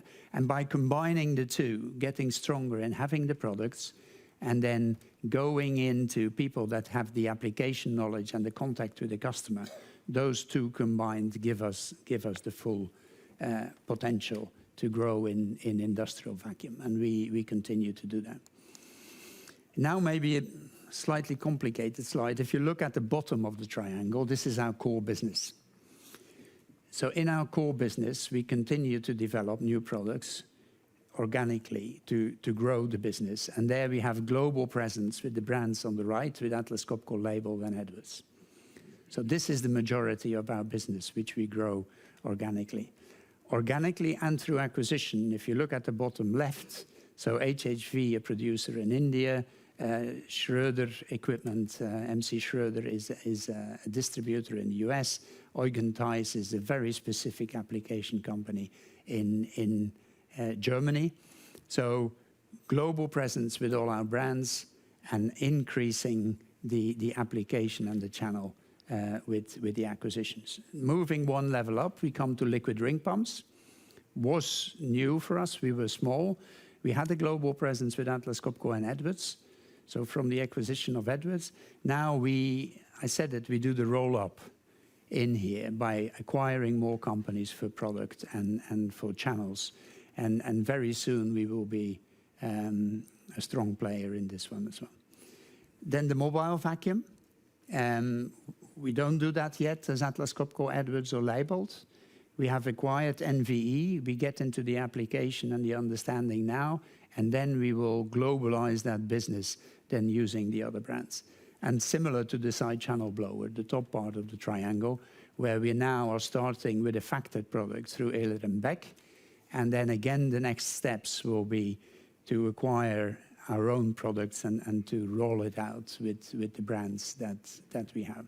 So on the left, you could say, is the acquisition activity. On the right is then using our global presence and the strengths of our brands within vacuum. Slightly different picture for scientific vacuum. There, and we used to be a pump provider. We were making scrolls and roots and turbo vacuum pumps. Yeah. Then we move on. I showed that in the development to having more accessories, the controls, the gauges to add to the pumps. Then we have developed now a very strong systems business. The picture you see there is a space testing chamber, huge thing, but full of scientific vacuum equipment where we test the engines of the satellites and the operation of the satellites. And we're moving very quickly towards kind of a platform supplier where we give our product, including the controls, to the customer. The customer can really easily connect to its own platform, and then you don't have to worry about it anymore. You can control it on your tablet, on your phone, and you manage the whole vacuum system within the customer's application. So that's the steps we're going through for scientific vacuum. This is our presence. The blinking parts is where we're building new factories. So in Qingdao, in Korea, and then a lot in the States, one in Europe. So we are already very well represented, but we continue to work on that with new capacity in the right regions. And this is the same picture, but now highlighting the service technology centers. So part of our service, and I'll come to that, is that we follow our big customers and build a service hub next to the big customers.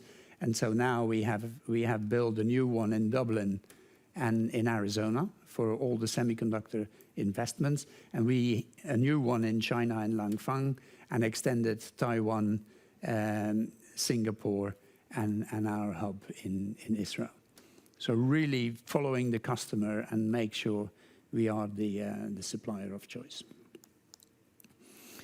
Then coming to service, this is our performance in service. We have grown our service business over the years since we are in vacuum, since 2014, with 20%. So really we put very high focus and drive our service business. It's still only around 25% of our business, which is a bit lower compared to the figures you've seen for the group. But of course, our growth and equipment has been very steep as well. So I think to stay at 25% is a fantastic performance. So how are we doing that? You know, we have two service divisions. This is the Vacuum Technique service, which is our mobile vacuum solution, very much comparable with the Compressor Technique vacuum. Here we have invested in direct sales. We used to have a mix of equipment sales and service sales. So that is now really bearing fruit. Focus on customer satisfaction. Before we acquired, there was a lot of third parties giving service. We now go really directly with a superior service to the customers. We changed the business model. We talked a lot about SmartLink and what is vacuum doing. We have it now. I'll show you on the next slide. We have connectivity. Every machine that leaves the factory has the connectivity built in. We have the platforms for our customer and for our service people. So we actually do exactly the same as Compressor Technique. And then consolidation. What we do now is we deliver a Vacuum Technique service, which means that our service engineers can service the Atlas Copco, the Leybold, or the Edwards product, which is much more efficient for us and much better for the customer. We've only done that now because we needed some time to develop new product in a modular way. So basically the core of the vacuum system is the same whatever brand you go to. So our service technicians are now trained to do Vacuum Technique service, which gives us a lot of efficiency. This is the Genius. We call it Genius. Compressor Technique is calling it SmartLink. So as I said, every machine has it, and we also have a retrofit. So when we do a service standard, we will put our Genius in there, and we have the full connectivity of the vacuum machines with our service and for the customer. What are we doing in semiconductor? There was for a very long time this culture in semiconductor where they were running to crash. So they were running the pump until it died, and then we had to replace it and refurbish it. We still do that. But we have been, since actually earlier, but here the graph shows since 2021, going to the customer, try to convince the customer that it's much more efficient and much more lower cost for the customer to do preventive maintenance. And now we start to get real success in that. So more and more fabs are coming to us, and we develop together a preventative maintenance scheme. And you see on the left how this is growing, how it is improving our profitability, while at the same time we're lowering the cost for the fab owners. And then I took one specific contract on the right, where you could see even up to June it was all run to crash, and then we came in, and up to now most of the interventions are preventative, which saves the customer a lot of wafers. Yeah. And as I said, last but not least, people. When you talk capacity, it's about people, it's about installed capacity, and it's about supply chain. In some areas, we were struggling to recruit because of the enormous growth that we have. So we focus really very much on attracting and developing our talent. We have the rule now in Vacuum Technique that minimum 5% of our people have to be young people that come in as graduates, as year in industry apprentices, so that we really build the talent from within. The same with leadership. We want to create that behavior for performance into our leaders, and again grow the leaders from within. And then culture first. We want to create that passion for vacuum. We focus very much on well-being. We focus on D&I, diversity and inclusion, to create that culture of being an attractive employer within the vacuum industry. So then what are we doing to go into a low-carbon society? First of all, we try to avoid to use fossil fuels. And it was mentioned in some of the movies before. All our factories have solar now to power the premises. So where we can, we avoid using any form of fossil fuels. Then is the second one, we replace, when we are using fossil fuels, we are replacing it by a cleaner form of energy. And a typical example, and you'll see that this afternoon, is our electric abatement. The majority is still fuel-based. We move to electric abatement. We recover the waste heat that is generated in our vacuum pumps. Of course, reduce. I mean, every project we have in engineering has a very, very tough target on reducing the energy consumption. So that is driving in there. Again, you will see an example. Very important now is the recovery and the recycling. This is the circular economy. If you can take some of the products used in the process, you can recycle, purify, and then feed back in the process. You save an enormous amount of money for the customer. And then only at the end, if all the steps from 1 to 4 have been done, then we abate what is the remainder product to comply with legislation. So these are the steps, the 5 steps we go through in every process. So as a summary, we will continue to develop our channels and grow organically. We expand our core business with new products and better products by continuous innovation. I hope I convinced you we're building a lot of extra capacity to deal with future growth. We go local for local.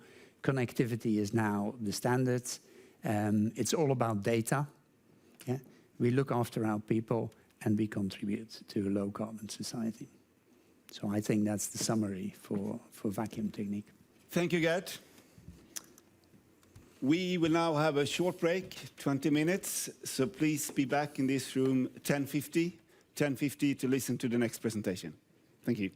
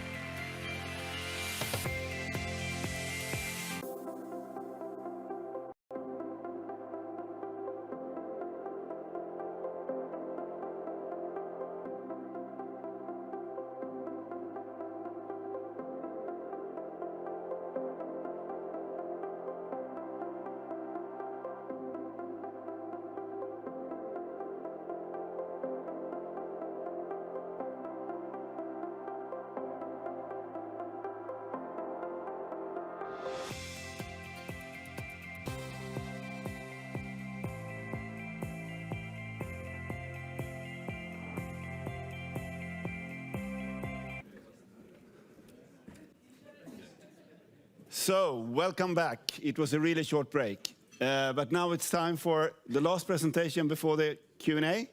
So join me on stage, Henrik, Business Area President for Industrial Technique. Perfect. Thank you, Daniel. So good morning, everybody. It's really my pleasure to give you an update on Industrial Technique. I think we have a lot of exciting things happening in our industry. And also we have worked on some new things regarding our strategic direction for a while.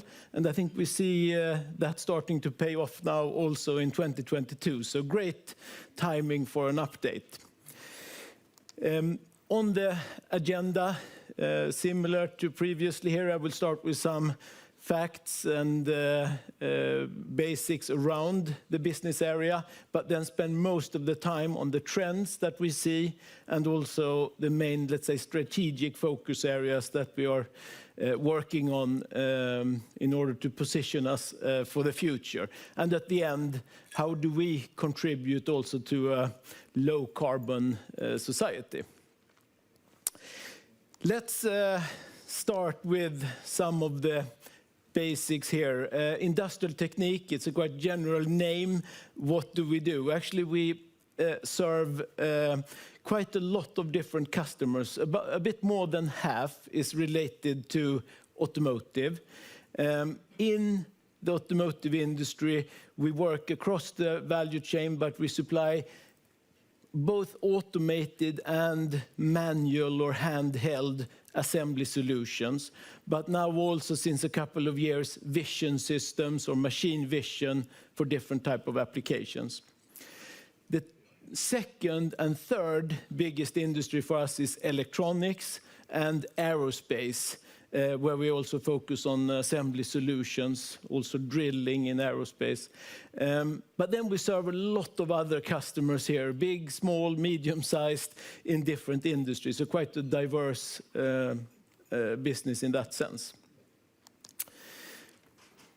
Here you see our development during the last years. And as you can see, we have had a strong development on orders in 2022. Also revenues picking up, especially here in the last couple of quarters. What is driving this? In general, you can say that our business is very much driven by CapEx investments from our customers. It's very much about new production lines, new capacity, but also new models, like we see now in the car industry, a lot of new models. But the customers also invest in more efficient production, more automation, more quality on the production line. And here also we have solutions, and that is also one part of it. Deglobalization, we see many global customers that also have a more regional setup, having more, let's say, a broader footprint in their production. The service business is more linked to industrial production in general and production volumes. It's of course linked more to how much our equipment is used, but that is more the smaller part. If we go into the regional split here, this has also changed a bit over the last couple of years.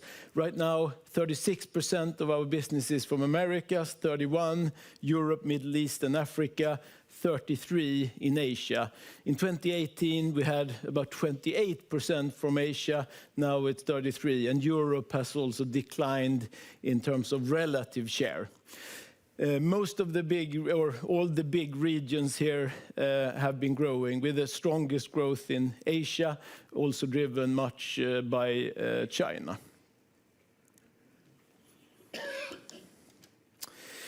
Let's then take a look a little bit at what we do. I would summarize it as a smart manufacturing solution. And here you have a bit of a matrix you have automotive-related business, and then general industry, which is how we name all other industries. It's aerospace, electronics, but many other customers. We have, over the years, broadened in automotive, more assembly solutions. Also in general industry, we have added in during the years. In the last couple of years, the two main additions to our portfolio is in the light green at the bottom here, dispensing in electronics, a company called Scheugenpflug, protecting electronics by dispensing different type of materials. That is going very well, growing, and also diversifying the portfolio. And then to the right, we have 3 acquisitions, IsraVision, Perceptron, Quiz, creating also a new division in machine vision, both focusing on automotive and what we call surface vision, that I will come back to. The customers' industries, it's very broad. We have, as I said, a lot in automotive, but it's also very diverse in many other customer segments. It's about white goods, it's wind turbines, solar cells, etc., etc. And we really help these customers to produce their products on the production line in a sustainable, efficient way. But if there is one common denominator in terms of our value proposition, it's often about quality. We help these customers to produce the product to the right quality, of course, in a sustainable way. And that is very much what's driving our offer. Of course, many other things as well. So let's talk a bit about the trends that we see here. And here I focus only on technology trends that we are exposed to and really impacting our business. So if we start from the left here, the battery electric powertrains that we see in the automotive, but also in other industries, it's huge for us, and I will come back to that. Going down from there, you see more sensors and electronics in all products. It's, of course, more intelligent products, but for us, it means also more electronics needs to be assembled on the production line, and it also means business for Scheugenpflug when it comes to protecting that electronics. That helps our business. Then you have 3 more production technology-related trends: inline quality control, flexible automation, data-driven solution. Our customers want to check the quality in every step on the production line to avoid any errors. They want to automate it. As we've heard here today, it's tough to find labor, and the more you can automate, the better often. And there we have also a new, let's say, focus area for us. And then it's about data, and I will come back to that as well. Then we have one area of lightweighting, the fact that the automotive industry especially, but also in aerospace, use more lighter material like aluminum. That drives the need for more sophisticated or advanced joining methods, assembly solutions, and that has been one of the drivers for our expansion in automotive. That has gone a little bit back and forth, but right now, with the batteries being so heavy in the cars, we see actually an increased focus on more lighter material in the cars again. And sustainability is really a key, very integrated in our also value proposition. I will come back to that. Let's start then with the battery electric vehicles. What does it mean for us? Well, first some basic statistics here. Today, 13% of the sales is electric vehicles, including hybrids.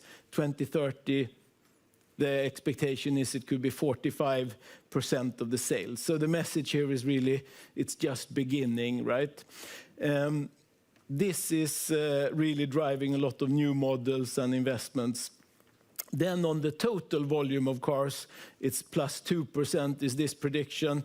It's less impressive, but it's also less of the driver for our business. It's more the investment in CapEx related to the new models. So what are then the challenges for battery electric vehicle manufacturers where we also are coming in with our solutions? I mean, first of all, it's a race really going on, time to market, and at the same time, it's so much new technology in these cars. So our customers want to work earlier with suppliers, partners, in order to develop these solutions. So we see that we are earlier involved in working with the leading customers here to find the best production solutions to put this battery together, and it's moving a lot. Of course, then the new things is really the core of the car. The battery is really about capacity, performance, and very, very strategic for customers. At the same time, you know, nothing can go wrong. If you have defects, recalls, reputational risk, it's more and more critical to have a trusted partner to really make sure that the process is done correctly at the right quality. And then sustainability, if you drive it on green electricity, that is good, but at the same time, it's a heavier car, a lot of material, needs to be recyclable. So the increased focus is more on the material and the production of the car itself than when it's used. But that is also a very important driver.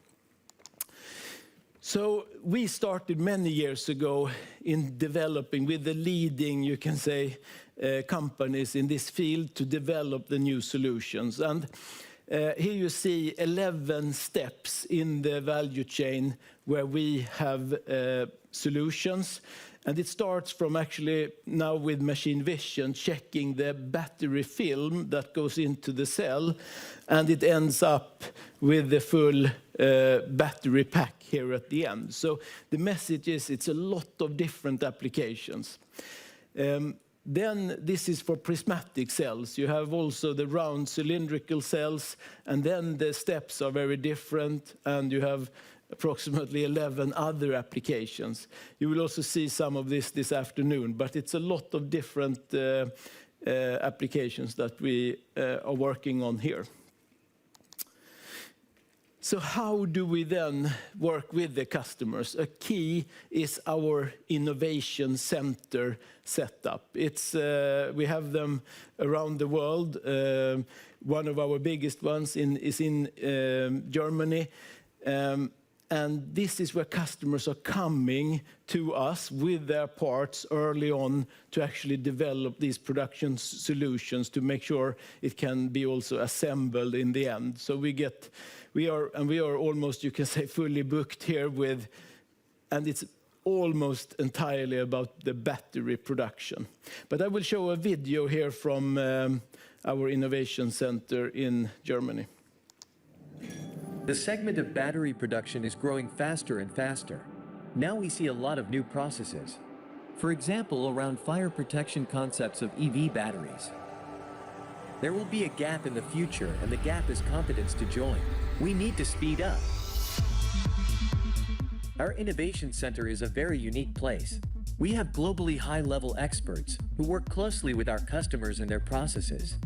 The variety of our joining technologies and integrated vision solutions enables us to adapt to customers' specific challenges.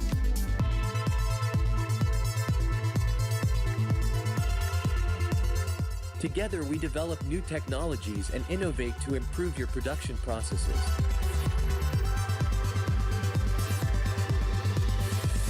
Welcome to our Innovation Center.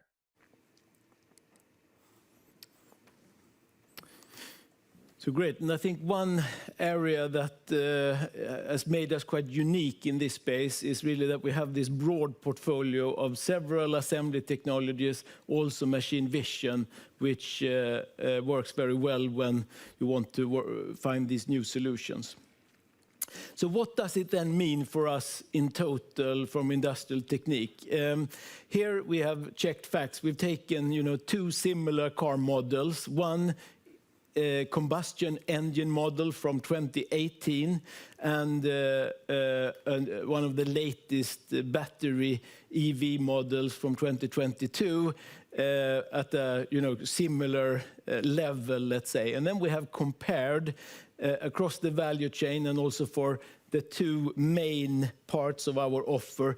Do we have more or less content per car if we look at it? And if we take the tier side, it's mainly then the powertrain. So either the combustion engine or the battery and electric motor, etc. And then it's body shop, paint shop, and at the end, the final assembly. And we see then a completely new business, and it's quite big around dispensing. There was very little in combustion engine, close to zero. But here, it's a big new business. But also on tightening, nuts and bolts, we actually see about the same amount of business for us. Body shop, paint shop, relatively unchanged. But then in final assembly, we also see more critical steps. This is partly linked to the battery application, but also a lot of more electronics, sensors in these cars. So it's not driven only by the battery part, but it's also increasing for tightening. So a good upside for us. Then I will move into our second area. It's machine vision, to give an update on the progress here. So we decided a couple of years ago to go into machine vision. We see it as a attractive, growing market, and we also see that it fits very well into the Atlas Copco business model and DNA.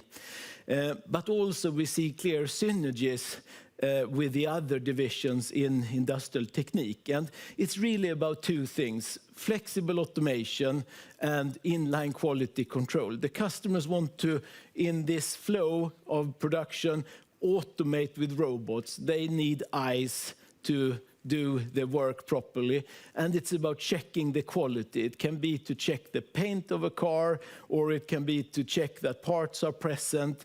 Here we have a couple of example of applications: inline gauging, where you measure something to make sure it's in the right dimensions, robot guidance, and then quality inspection. So it's really our focus here is on the production line with machine vision. But also with ISRA, we have a very attractive business in other industries that we call surface vision. This is the continuous production of materials, can be glass, metal, paper, but also solar cells, etc., that is produced in a running flow like this. And then a big part of the ISRA business is how to check the surfaces here and detect any defects, classify them to help also the process control of these different materials. Then there is one new things that we have, let's say, front-loaded on, invested in, that is starting to grow now, and that is what we call integrated vision. We combine assembly technologies with vision, and this is one example where you want to automate a wheel assembly process. This is normally done manually today, but now by combining vision and assembly technologies, we can build these type of solutions. So here you see the end of the arm tooling includes both vision, mechanics, also assembly technologies in order to assemble this wheel automatically. And you can find those type of applications throughout the automotive production. So if we summarize then our go-to-market strategy, we have machine vision solution as a standalone division to the right here. Two business lines, approximately the same size. Yeah, one is surface vision doing this quality control of continuously produced materials. And then we have smart factory automation, more discrete production, where you do robot guidance, quality control, etc.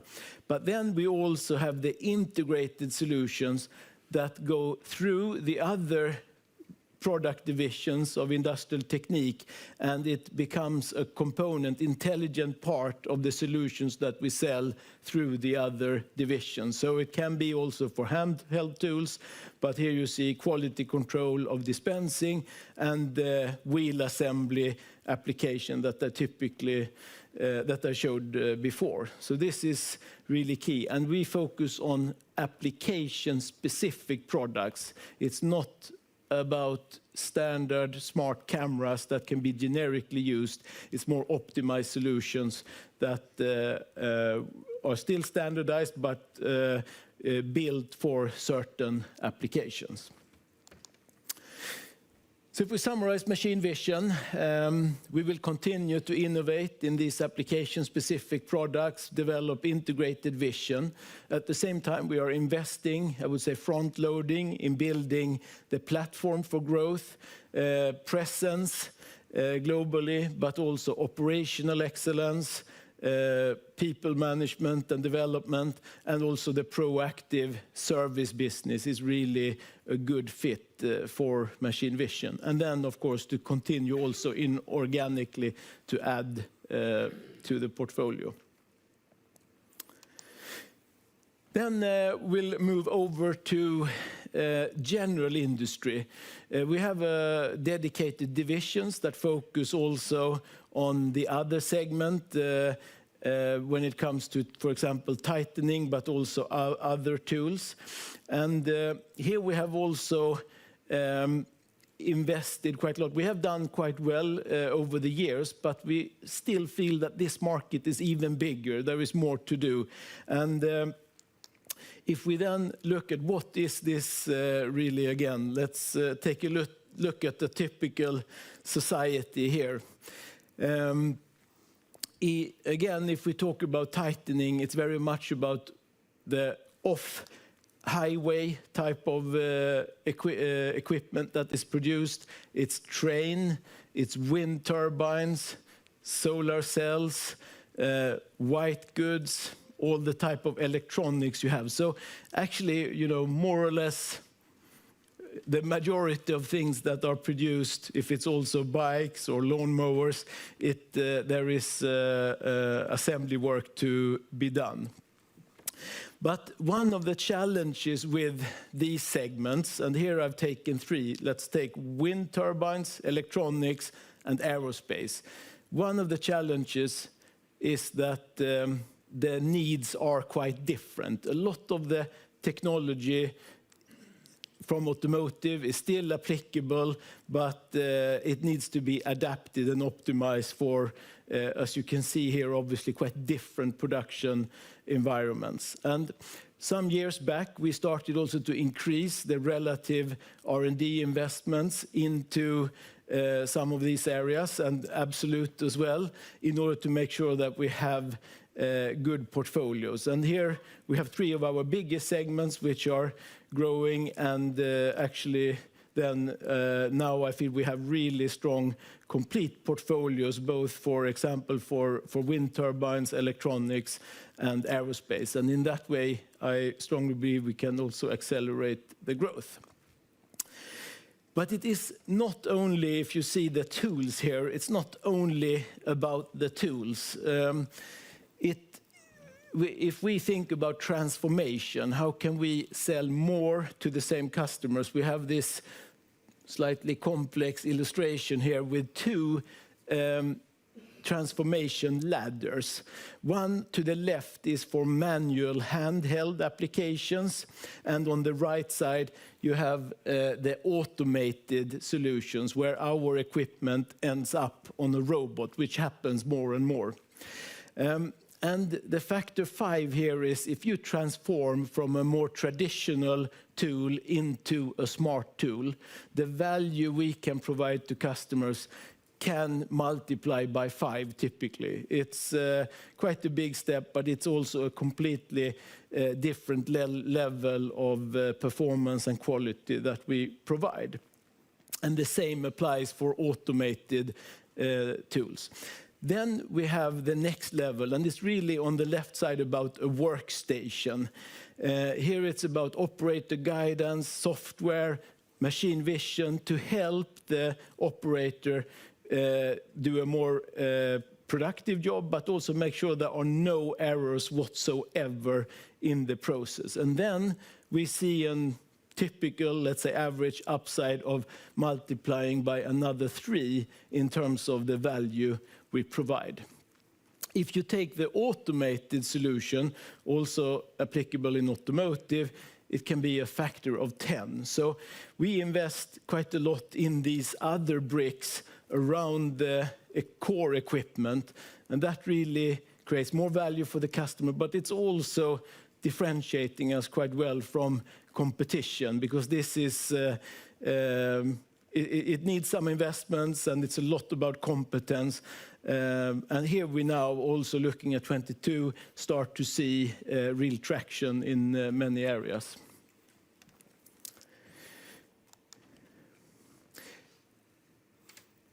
Then our service business, it's one of the core differentiators for Industrial Technique. It's the reason why we win the second order, take care of the customer, and it's sometimes, you know, the major differentiator compared to competition. And we have over the years built up a strong service portfolio.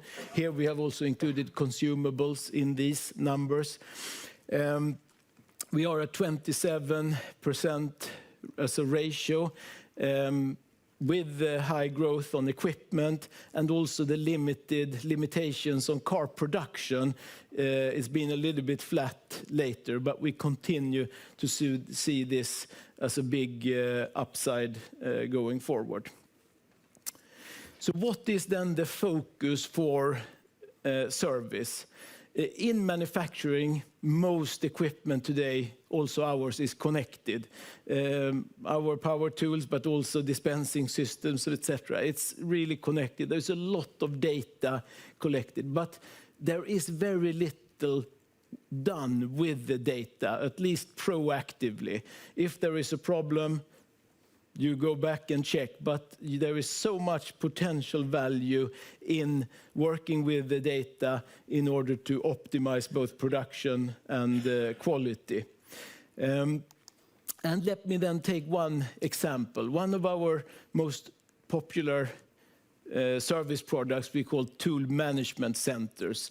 This is when we have an on-site workshop with big customers, between 1 and 30 people that work inside the customer's plant next to the line. And now we see great opportunity to use the data around our equipment and the processes we provide. And we also use our service technicians to, together with data, to help them improve quality and production. So here you can think about the Atlas Copco service technician seeing the overview of the line, working with the customers. There is a warning, and you go out on the line and you actually, together with the customer, and you hopefully avoid a problem that would have occurred otherwise. We also invest a lot in the data analytics and also cloud-based solutions. This also applies, by the way, for machine vision, where you can do much more scalable analysis and be even more efficient in fixing problems or avoiding problems for the customer. I should also say that these 270 tool management centers, I checked in 2018, we had 200 of those. So we are adding around 20 of those tool management centers every year, if you look historically. So really good progress there. Then let's have a look at how we contribute to more let's say, low carbon or sustainable society.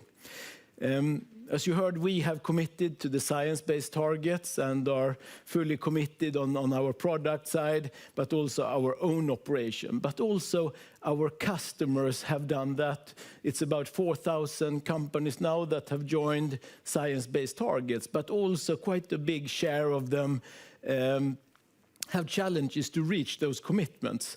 And this is really a great opportunity for us when it comes to the assembly lines out there.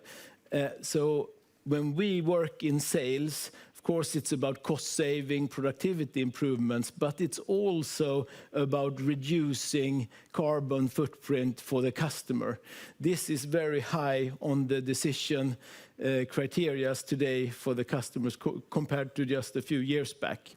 And we have a very structured hands-on process where we actually walk the line station by station with the customer to identify and see where are the opportunities here, where you can reduce the carbon footprint in the production. That is scope 1 and 2, but also on scope 3, how can we help customers make even more sustainable products and have more less scope 3 from footprint from their perspective. So at the end, it's very much about transparency, working with the customers, prioritizing the investments. And also, of course, here, if you take scope 1 and 3, we invest in more energy efficient tools and also tools that have an embedded controller, so you can also take away quite a lot of hardware. On the scope 3, it's a little bit more longer investments, bigger changes since it's involving the customer's product.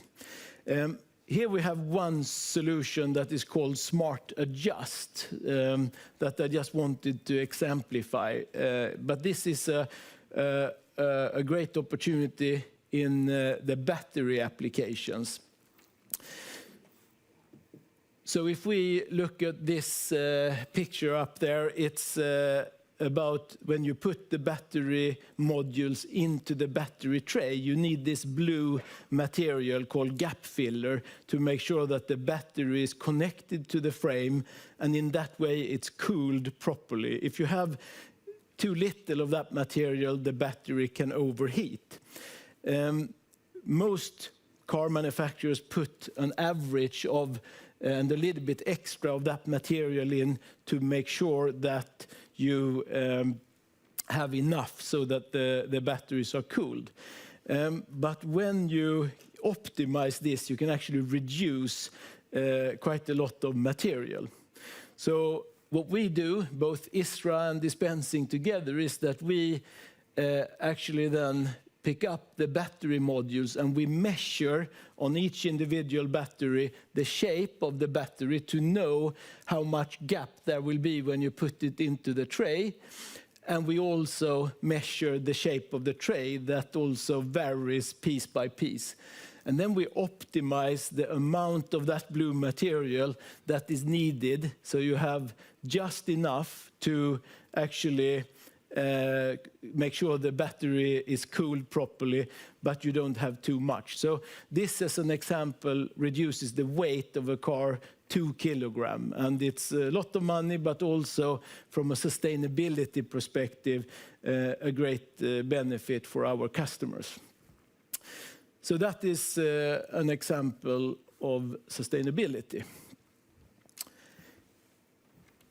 Then a little bit about our people strategy in Industrial Technique. I mean, we have really a fantastic team in Industrial Technique, and we get to work with so many exciting industries and companies, across different segments and globally.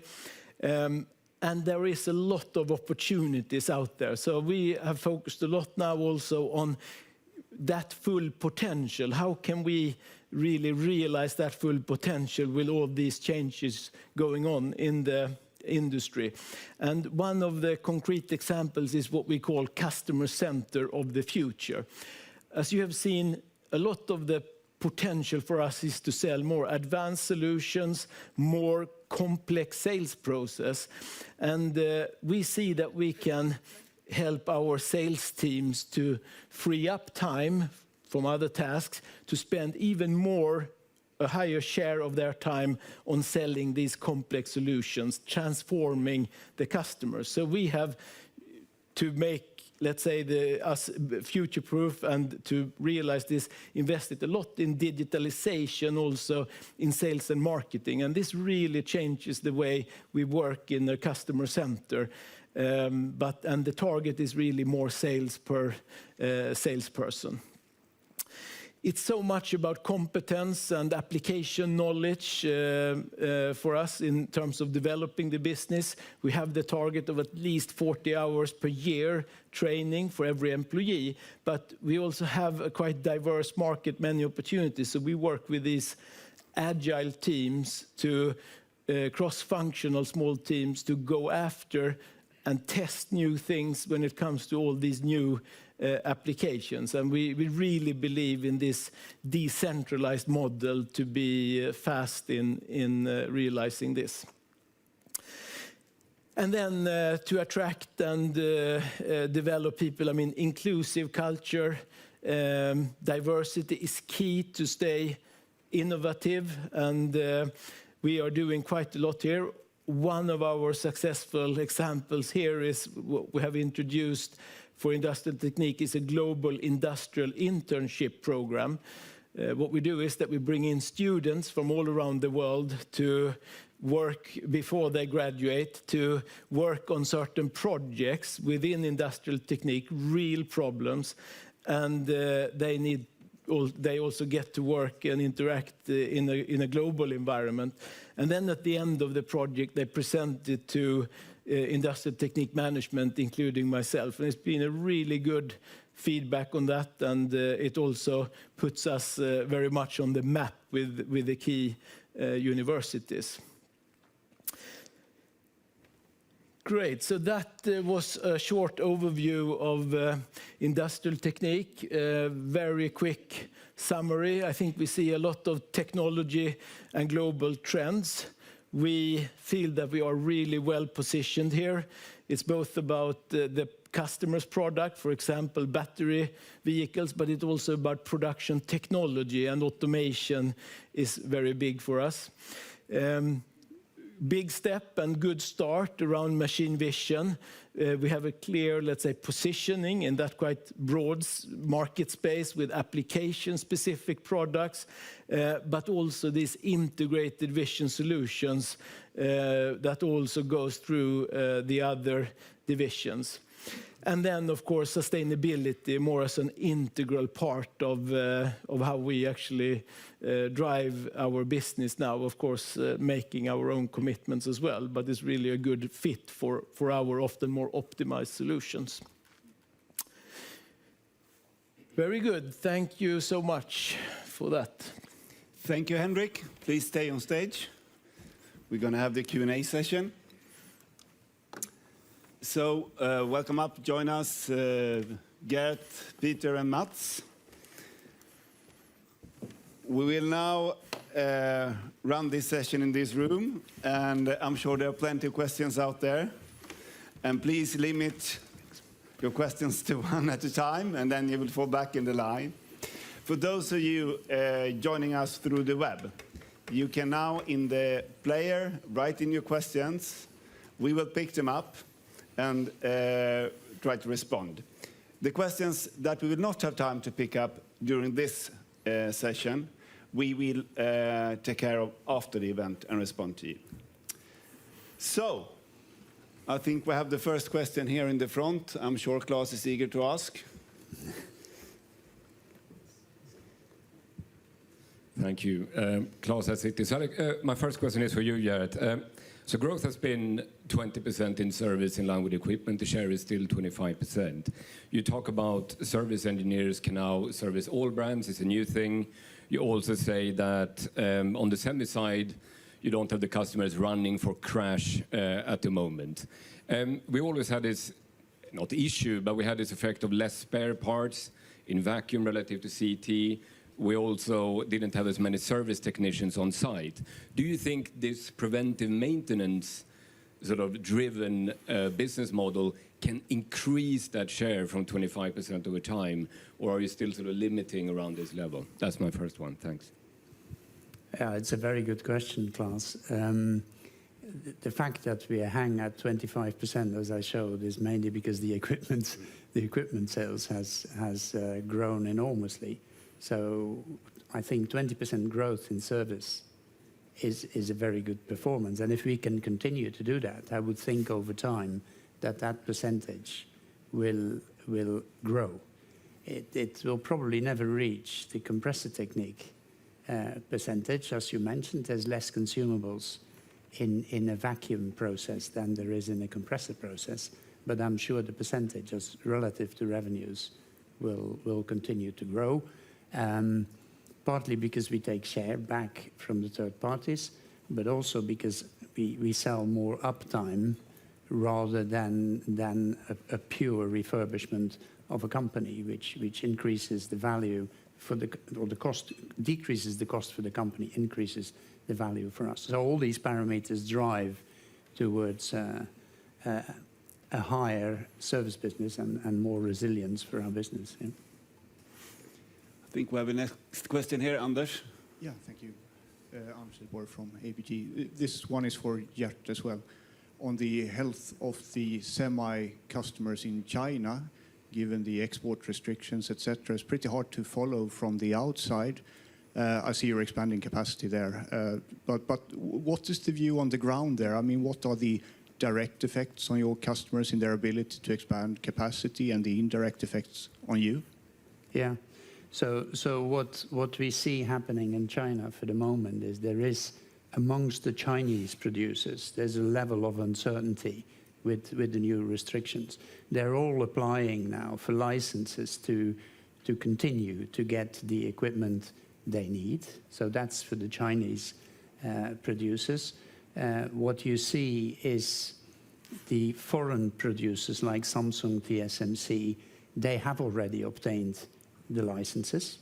So if we look at the Chinese market today, it's the Chinese players make the chips which are somewhat lower in performance. The foreign players make the high-end chips. There is hesitation and some turbulence, but in the end, it will continue to grow. So I expect within a quarter we will have stability again, and then the Chinese will continue to grow.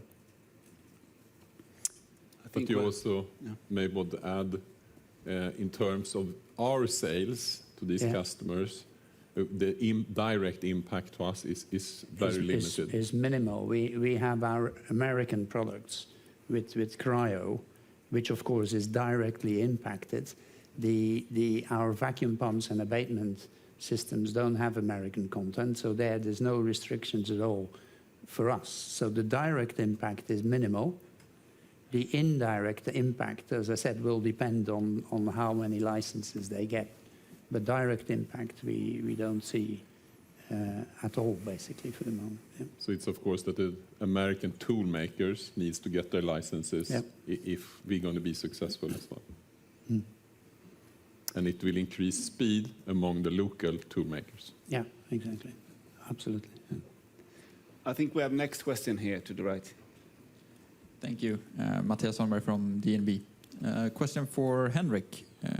I was interested by the transformation potentially talked about when going from sort of a basic tool to an automatic tool or a smart tool, being some 3 to 10 times higher.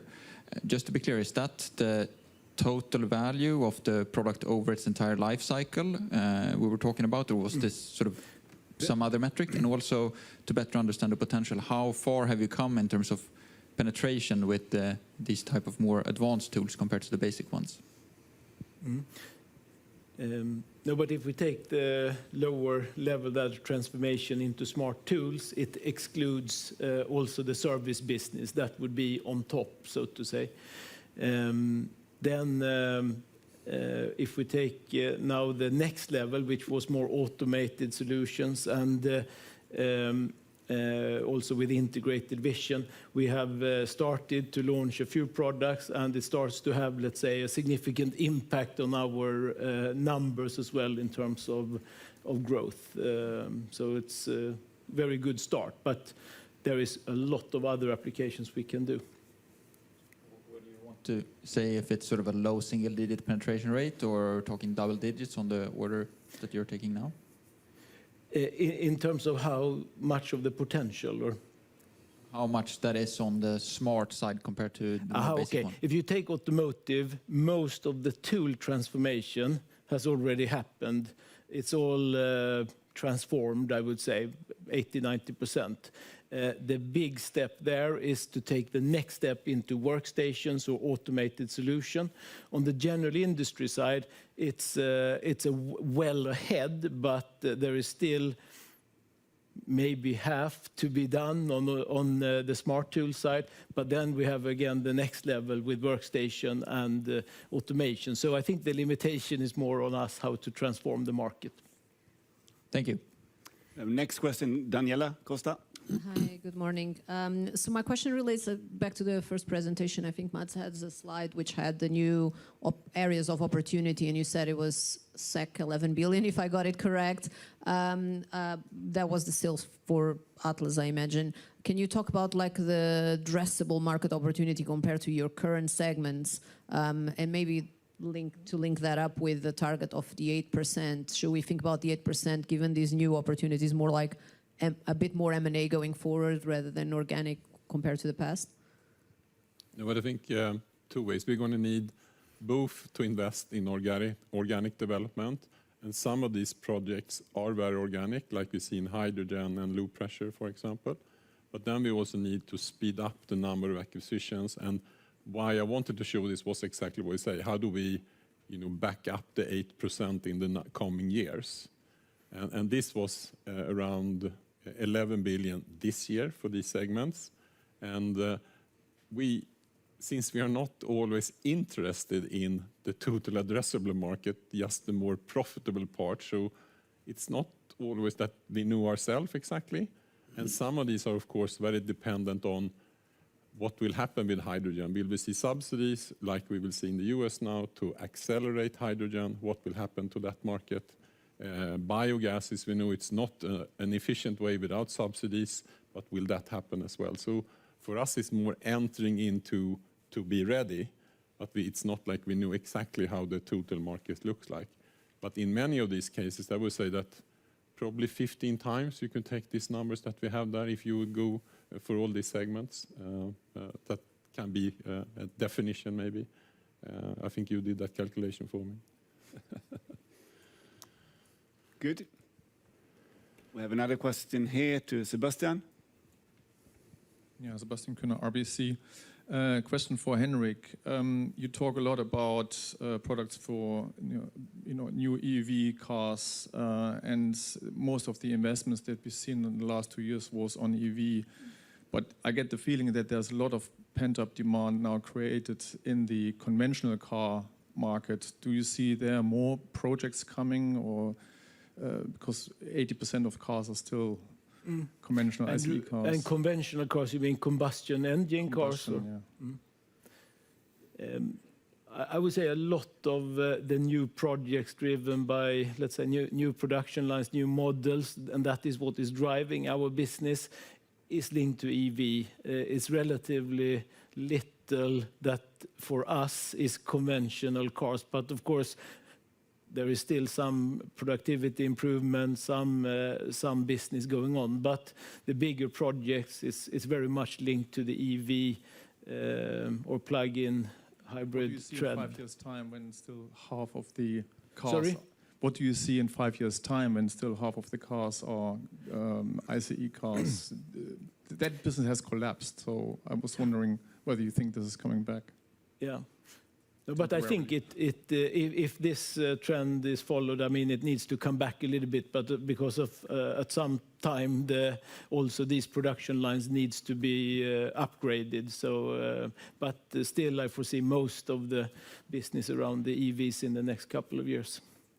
Maybe, Henrik, you can say that maybe some of the traditional cars, so they are more driven by OPEX. That it's service, industry, it's new tool, backup tools, smaller shifters in models, but new engine programs is extremely limited, of course. And of course, most of the capex goes into EVs or hybrids. Is that correct? Absolutely. The OPEX and service is linked to more the current production volumes. Good. We have Gustav. Yes, thank you. Gustav Schön, Handelsbanken. Also on industrial and the auto side, the slide you showed there on the content per vehicle, difference between EVs and combustion engines. Do you want to give a rough number on how much bigger the content is? I mean, it varies quite a lot, model by model, and here we're taking one example. So I think it's, I don't want to give a number, but I would say it is, it's significant, you know, but we don't talk about multiplying or anything, but it's significant, I would say. Yeah. I think Max has a question.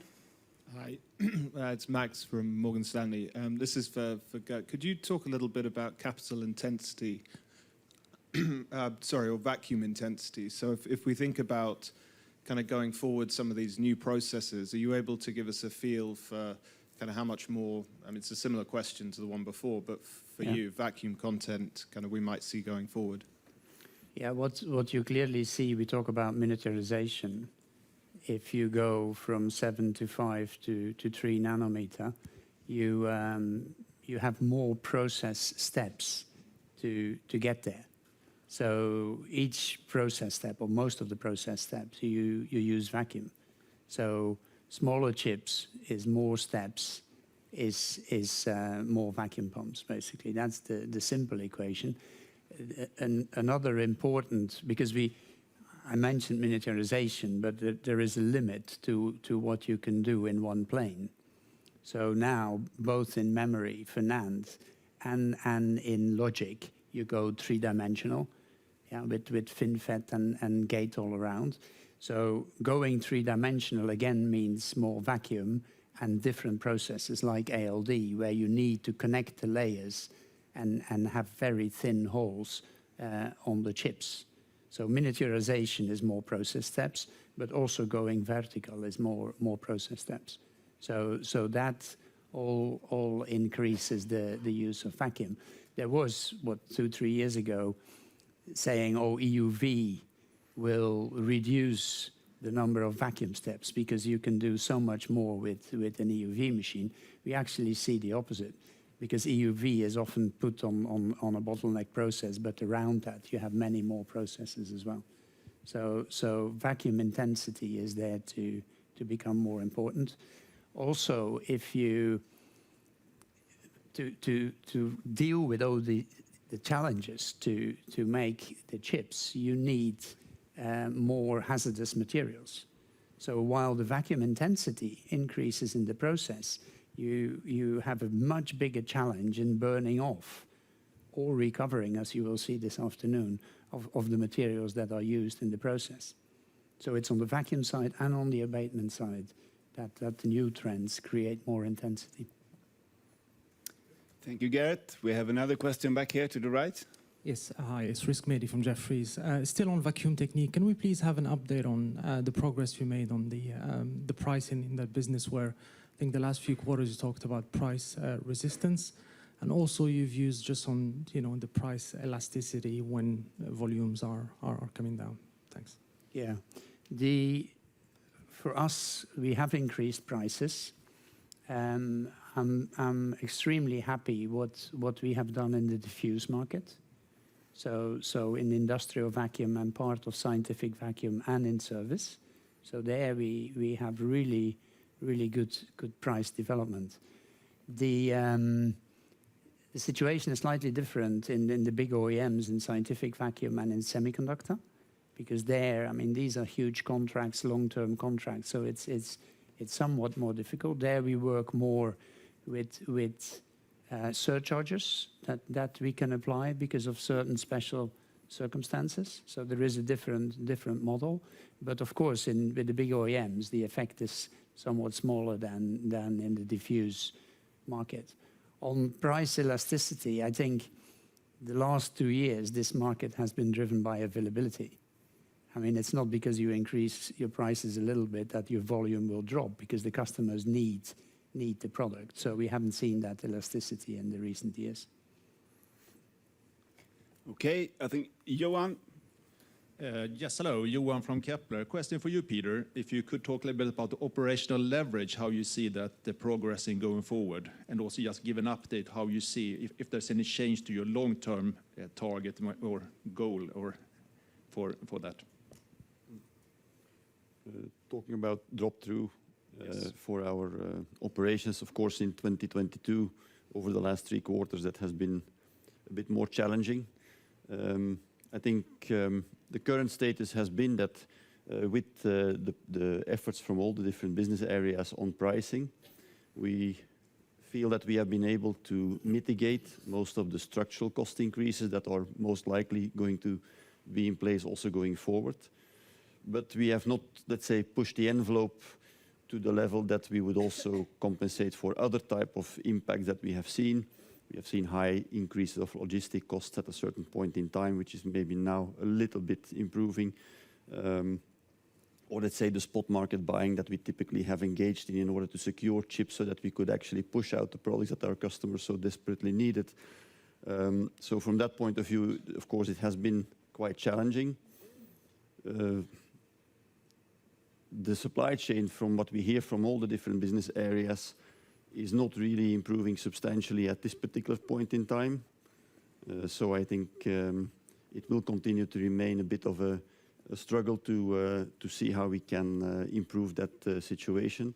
But ultimately, of course, with the orders on hand that we have and the increasing capacity that we foresee, and maybe also due to some economic downturn, or at least a softer economic environment, the supply chains might, of course, ease up a little bit more, and that would allow us to produce more, and that should, of course, result in a better drop-through gradually over time. But you're still targeting between 30 and 40%. Is that your guidance, or? Well, that's of course a long-term average that we generally tend to refer to. At times it has been significantly higher than that, and at times, currently, unfortunately, it is of course significantly lower than that, or even negative. Whether we will be able to reach that in the next quarter or the first quarter next year, that is very difficult to predict, depending on the exact environment that we are operating in. But ultimately, the long term, of course, is that we are able to deliver on that kind of range of drop-through. Perfect. Thank you. Thank you, Peter. We have another question here in the middle. Please. Hi there, it's Joel Spungen from Berenberg. I've actually got a question on machine vision. I was just wondering, sort of, with all the M&A that you've done in the last few years, where are you on the journey with machine vision? Do you now consider yourself to be a market leader in the machine vision space? Is there more M&A that you can do in machine vision? And if so, what sort of things would you be looking at? No, but I think machine vision is a very big market, quite fragmented, many applications, and it's growing. Right now, we are really focusing on this business model, application-specific products, but also within that space, there are also good opportunities to do roll-up acquisitions. Right now, we're also building and stabilizing the platform in line with what I presented before. But the short answer, yes, there is good opportunities to continue to grow it also inorganically. We do have a question in the very back. Hey, thank you. Magnus here from UBS. I was also intrigued by the transformation potential you talked about in certain applications in IT. If we take that a step further and look at the whole group, how much, shall we say, incremental productivity or efficiency do you believe you generate for your customer base across the group every year? And I realize it's a difficult question, but maybe you can also talk about the sort of new compressor Ferrari that you talked about earlier in the presentation. So how much extra efficiency or productivity do you think you get from each product generation? Thank you. And the question was more on the level going to workstations and automated solutions, or from a more traditional to a more smart tool? Well, both. I was thinking Both, about more yeah. about as a whole group, on a group level. No, but I think the feedback and so far we see that we generate really good value for the customers by bundling, combining these different technologies into one solution, both when it comes to a manual workstation and automated solution. And the reason is that if you're a customer and you buy this station, you buy a lot of different things, different softwares, different interfaces. It doesn't work so well together. It's a lot of work to make it integrated. And if we can combine certain things in that space and make sure it fits together, one user interface, it's very easy both for the companies building the production line, but our customers. So no, I don't have a number on it, but it's very good feedback from customers on the value we create with that business model. Sometimes, Hamlet, you refer to what are the mistakes they do online. Maybe you can elaborate on that, if it's the operator process part. Yes, if you take a tool, a handheld tool that is, and we sell a smart tool, of course, you can control certain things like that there is nothing wrong in the actual joint, nut and bolt, but you do not know if you are on the right bolt. You could potentially be tightening a bolt on the wrong car, be too early on the production line or too late. But with also vision technology, you will see it this afternoon, you also know exactly where the operator is with the tool so that you know you're on the right place. Then you have excluded even more errors or potential quality errors that could occur in the, and that is a lot of value in some applications. Thank you. Now we have a questions from the web. It's Jonathan at HSBC. I think it's to you, Garrett. Could you please talk more about the hydrogen opportunity in vacuum, where things stand today, and whether you feel interest in hydrogen is stalling or accelerating? Thank you. Yeah, so this is very much related to the EUV product, where they use an enormous amount of hydrogen. So what we've done in the past is we take that hydrogen through the pump, it goes in our abatement system, and it's burned off. So which is pretty inefficient, and you have to produce it and then you just burn it off. The product we have already commercialized now is a hydrogen dilution system, where basically you can dilute the hydrogen and just release it to the atmosphere. That is now what we do. The next one, which you will see this afternoon, is a hydrogen recycling system, where you take the hydrogen out before abatement, then you're purifying the hydrogen and you're feeding it back into the tool. So basically you have a closed loop in the hydrogen. In that, we produce the prototypes. The prototypes have been tested. We've proven that we can reach the number of 9, so 99.69 purity of the hydrogen. And now we see an enormous traction with all the end customers that use EUV to see how they can implement that into their production or related to the EUV tools. Just to show how big the confidence is in that, when we sell an EUV system to TSMC, there are 2 empty slots in that big system which are ready actually to slide in a hydrogen recovery system. So they are really wanting that to happen, because for their cost of ownership, this is enormous. And for the environment, this is fantastic. Very interesting. Thank you. We have one question in the back. Hi, yeah, Oliver from HSBC Asset Management. At the group level, you've described many of these interesting circular economy and climate relevant products you're innovating. But I noticed in the annual report the EU aligned green revenues is around 28%, OPEX is 22%, and then CapEx is 5%. So I notice you say that's conservative estimates, but I just wonder, in the future, can we expect those numbers to grow quite significantly? And is there a particular reason for the gap between the 5 and the other numbers which are in the 20s? Thank you. Yeah, so I'm referring to the EU taxonomy reporting and, in fact, the eligible portion of that, because we have not reported on aligned yet for 2021 in that case. Of course, the taxonomy is a very complicated issue. There's an enormous amount of text that is very difficult to really interpret and understand, and even if you go to the legislators, it's not getting much clearer very often.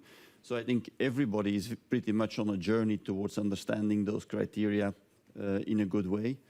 And of course, for the first time when we reported, we have done a lot of structural work across all the business areas, working very closely together to exchange our processes and understand how we need to measure this. We, of course, tried to take a bit of a conservative approach to it, because the last thing we want to be put into is a corner of greenwashing.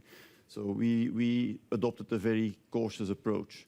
It's very likely that as this area continues to develop, that these numbers will change over time as we understand better and as we get a better benchmarking also across all the different companies that are, of course, facing this new challenge. So I would say the number is maybe relatively low still, but we definitely wanted to try to be cautious in our approach. We are seeing now that from an eligibility point of view, it is likely that that number is probably higher if we listen to all of these different topics that Mats has presented across the different business areas when it comes to potential for sustainability in many of our customers' applications. Then it seems likely that that number is going to grow. Then on the aligned, it is very likely there that the number will be probably very, very low at the beginning. Not so much because we do not believe that we don't have the aligned technologies, but more because the kind of, let's say, evidence that you need to provide, particularly the ISO certified certification of the products and applications. And as that, of course, is quite a long process, given the enormous portfolio of products and applications that we need to manage, we will do this step by step as we are able to manage or to measure these different products. And then gradually that number will also probably increase over time. But that is a bit of background on the taxonomy. A bit of early stage to get really solid, mature numbers, I would say. And at the same time, of course, a cautious approach on our behalf, which is maybe a little bit of a trademark of the house as well, that we rather want to be modest but certain about what we show than to be too bold and maybe complacent. Matt Yates? Yeah. Could I just ask a quick question? You showed that slide where you showed all of the fabs being built out through the US, and I think you talked about it being 130 billion of capex. So I just wanted to understand kind of a little bit about early ordering and maybe kind of how much of that spend has now already translated into orders for you. So how early, when these fabs are being built, are they putting in orders? And is there any way to quantify, if we look at the sort of 2021 orders, how you would think about kind of normal ordering and what would be pre-ordering? Is that impossible to quantify, or can you have a go? Yeah, what they typically do is when they build the fab, first they will build the shell, as we call it, so the fab itself. Then they go into installing all the utilities, yeah, and then basically the fab is ready to produce. In the past, you had customers that had empty shells waiting for the boom. Now this is less relevant. If you look at that map in the US, from Intel and TSMC, Samsung will be the next one. So they have the fabs. So they are now running pilot lines, and they will then equip the whole fab. From an early ordering point of view, we don't get orders when they're in that first phase. We only start to get orders when they run pilots. And then, of course, when they decide this is a stable line, then we see the rest of the orders. So this can be a month, this can be weeks, this can be very close to starting up the fab. So from a pre-ordering point of view, I think there is hardly anything in our order book that relates to all the fabs that I've shown in America, except for TSMC and Intel, where they are already equipping the fab. So there's no relation between the map and pre-ordering at all, I would say. Yeah. Can I just squeeze in one more? Is that Daniel? Just on the competitive landscape, I'm just curious whether you've seen. Obviously, it's a super attractive kind of area market. Have you seen anyone kind of moving in, any new competitive developments in terms of whether it's in Asia or here? No. I think in the, I would say, high-end processes, it's still the same players as before. What we did see in the easier applications, say, related to load lock or to solar, you have some Chinese, or particularly one Chinese and one Taiwanese competitor coming in, but we don't see them at all in the high-end, harsh semiconductor processes. So there, the competitive landscape has not changed. We fight the same people on the dry pumps, on the turbos, on the cryo.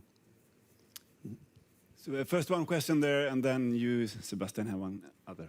Thank you. It's Roddy from Brown Advisory. Gert, could you talk a bit about, given the investments you're making, are you able to quantify the SEK amount that you're putting into those investments, and then also the timeline that you expect them to finish over, please?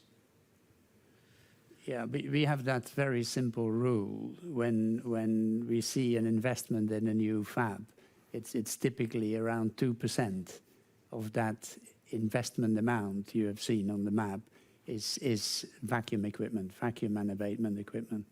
So that's basically what we do.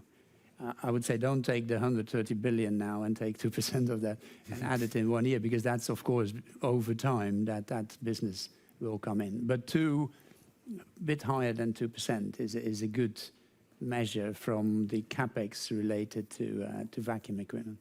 And you expect majority within 5 years, say? The map we have shown was 23, 25, 26. So that's what they are doing. Yeah. So Sebastian. Yeah, I have a question also on vacuum again. The order book is now probably 6 to 7 months lead time, so really full. We now see the problems on the memory side, memory investments, but we also read that TSMC is running some of its 7-nanometer plants at 50% capacity, and they have already put questions on, building out the logic capex.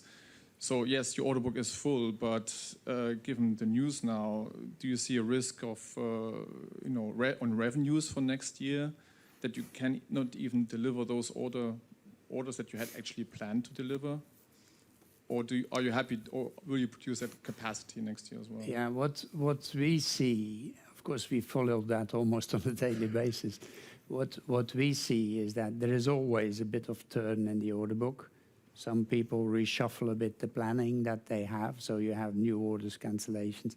But the cancellations we see today are actually not material to the size of the order book.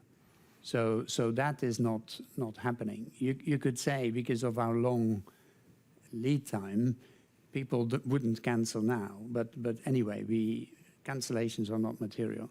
The other thing we look at is, of course, the fab utilization. We have very detailed reports of what fab is running at what utilization. And if you take the global average of that, they're still above 90% utilization.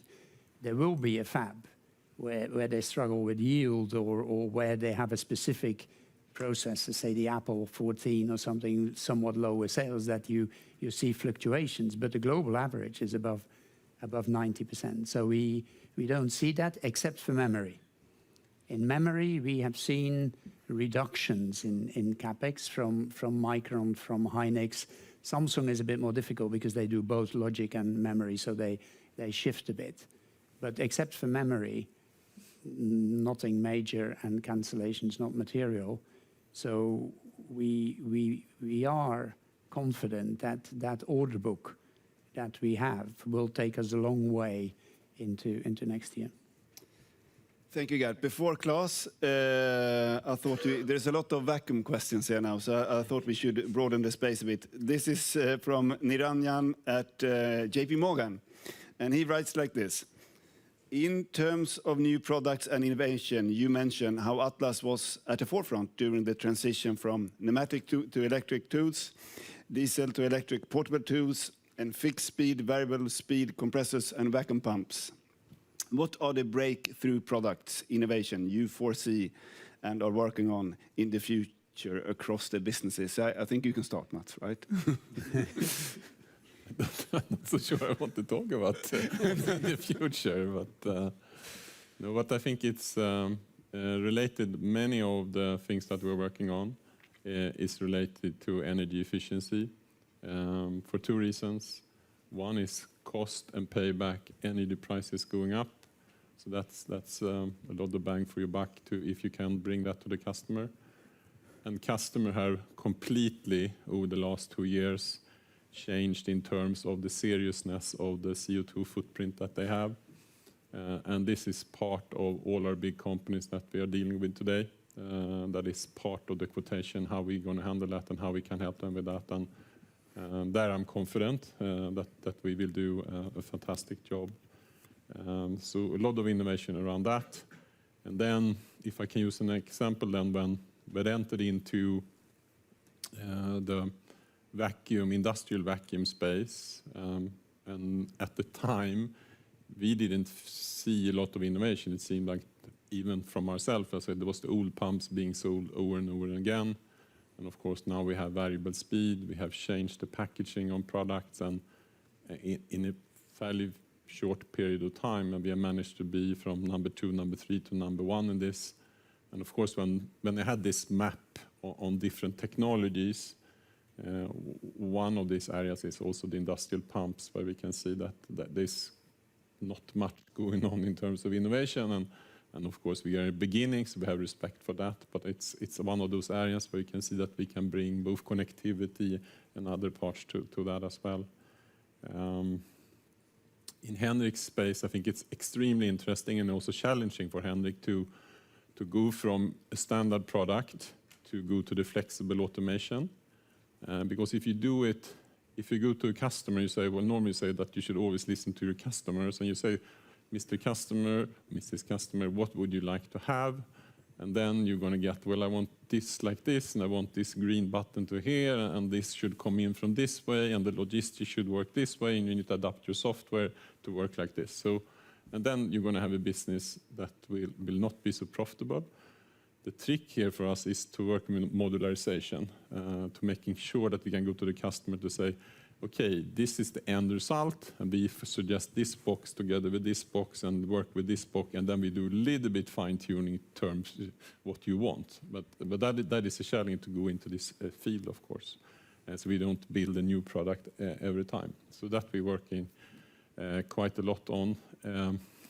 Recycling, I think was mentioned by you. It's a new area for us, and it's hydrogen, but there are actually a lot of other materials that you could recycle in those processes. So we are looking into that as well. And I mentioned it already that we like to get away from the diesel in many of the applications. We are at electric, and of course you can do battery as well, which is Henrik has done from pneumatic to electric to battery. I think a lot of the tools, Henrik, are battery driven today. So those are some of the areas that we focus on. I don't know if maybe this gentleman can add on what they focus on. Yeah, what we see very much is that in the semiconductor industry, I mentioned it in the presentation, processes are getting harsher, which means basically two things. You have more nasty material that has to go through the pump, and they are running at much higher temperatures. And while you manage those two, you still have to continue to do the dust handling of particles that come through the pump. And we made a lot of progress on increasing the temperature, improving the dust handling, while we reduce the energy consumption. And then on the abatement, I mean, most of our customers are really challenging us to limit, and I mentioned NOx, but anything now, because they want to be seen as a clean chips producer, and therefore you need to innovate constantly. So I would say dust handling and harsh processes and constant new regulations from an exhaust point of view drive the innovation for vacuum tuning. Good, sounds exciting. Klaus. Thank you. Question for you, Henrik, just a couple of final follow-ups. So the competitive position in automotive through battery electric, it really feels like that has strengthened. I mean, if I look at some of the Asian players, Japanese, they don't have the kind of offering that you have. So would you say that in automotive through battery electric, that your market share really has gone up? It looks like it. We just want to listen to you around the competitive positioning. I would agree. I see we have started early working with the leaders here. At the same time, we've had the pandemic, so to have these strong local teams close to customers in Korea, US, and other markets, I think has really helped. So I would say it depends, of course, per technology. We have a broad portfolio, but I would say the same or higher market share if you compare with the combustion engine vehicles, yes. Yeah. Then just a quick follow-up on the growth, M&A versus organic. I mean, you literally have access to all assembly lines out there. You want to expand the TAM further. On the vision side, you say new growth verticals, such as in glass and solar. There are opportunities in inspection around painting, assembly side gear to decarbonization, traceable fasteners in wind. There are so much growth opportunities organically. And we listen, obviously, on the industrial pump side, there is, well, on the side, in VT, on the industrial side, there is more M&A. You haven't talked that much about M&A. So, I mean, this is really about growing off the ISRA and Perceptron platform, or do you have a specific M&A agenda as well? That's really my question.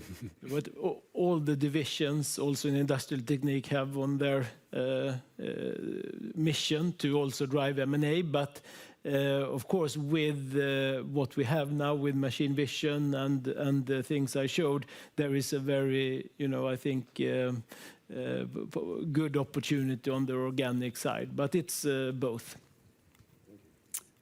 Yeah, well, next question. Yeah. Thank you. Lucy Carrier from JP Morgan Asset Management. I was hoping you could maybe elaborate a little bit on the concept of modularization that you just mentioned. Perhaps explain to us in kind of which specific area you are working on that concept. What is currently, the percentage of your lines or product lines which are operating at that level? And in terms of the productivity or perhaps throughput in terms of new product coming to the market, how much do you expect that modularization kind of process to improve that? Okay, I think the leaders for us is the division for industrial air. They have been really both just in time, which they are penalized for right now, but also building module system. So to build up the just-in-time, they have had to drive themselves through modularization. And you've been there more than me, but I would say that is modules that they assemble all the time. In Henrik's case, the tools are also very modular, the heads and the pieces, and that has been a structure been in place for over 10 years, I think. So a lot of that, I would say, is 100% modularization. And maybe you can comment yourself. Yeah, what we do, if I take first the industrial side, so we have the three main brands, which is Atlas Copco, Edwards, labeled. Before the acquisitions, of course, they developed all their own products. Now that we own the three brands, we kind of streamline the innovation. So we use as many modular parts or core parts which are the same, and then we tune the machine for a specific application. So, and that's where I refer to the service. Basically, the core of the machine is developed once and is then used for the three brands. So that's how we work in industrial. In semiconductor, it's slightly different. We have standard components but depending on the customer's process, say they go from logic to memory, if we would take a Korean customer here, we have to change modules. So you have a primary pump, secondary pump, abatement. So what we have developed our systems now so that we have standard interfaces. So if the customer decides to change the process, you can do it within the same system, but maybe change one of the or two of the modules in the whole vacuum system. And that creates enormous flexibility for the customer and gives us the opportunity to really add value for the customer in that way. Yeah. I don't have a number in terms of where we really are, but there is significant potential still to continue to work with the modularization. And with talking modularization, it's not a standard for the customer. We'd really like to give the customer a lot of different options for what they want. But to be able to do that and drive profitability, you need to find ways of modularize how we make our setup. And I think you mentioned another example, Gert, during your presentation when you talked about the serviceability of products, that some of the cores are similar and then the division make them unique then for their specific brands. That's another way for us to be efficient. And I should also say that we also we back out of businesses that are more project-based, more labor, more steel. We say customers want us to provide a lot more than we do, but we are gladly handing that over to someone else. It's very low margins on a lot of this and a lot of risk. For example, we in the car, the line builders type of industry, we are not going to get into that. That's a lot of specials there. Okay, I think that concludes the Q&A session. So thank you, Mats. Thank you, Peter, Gareth, and Henrik.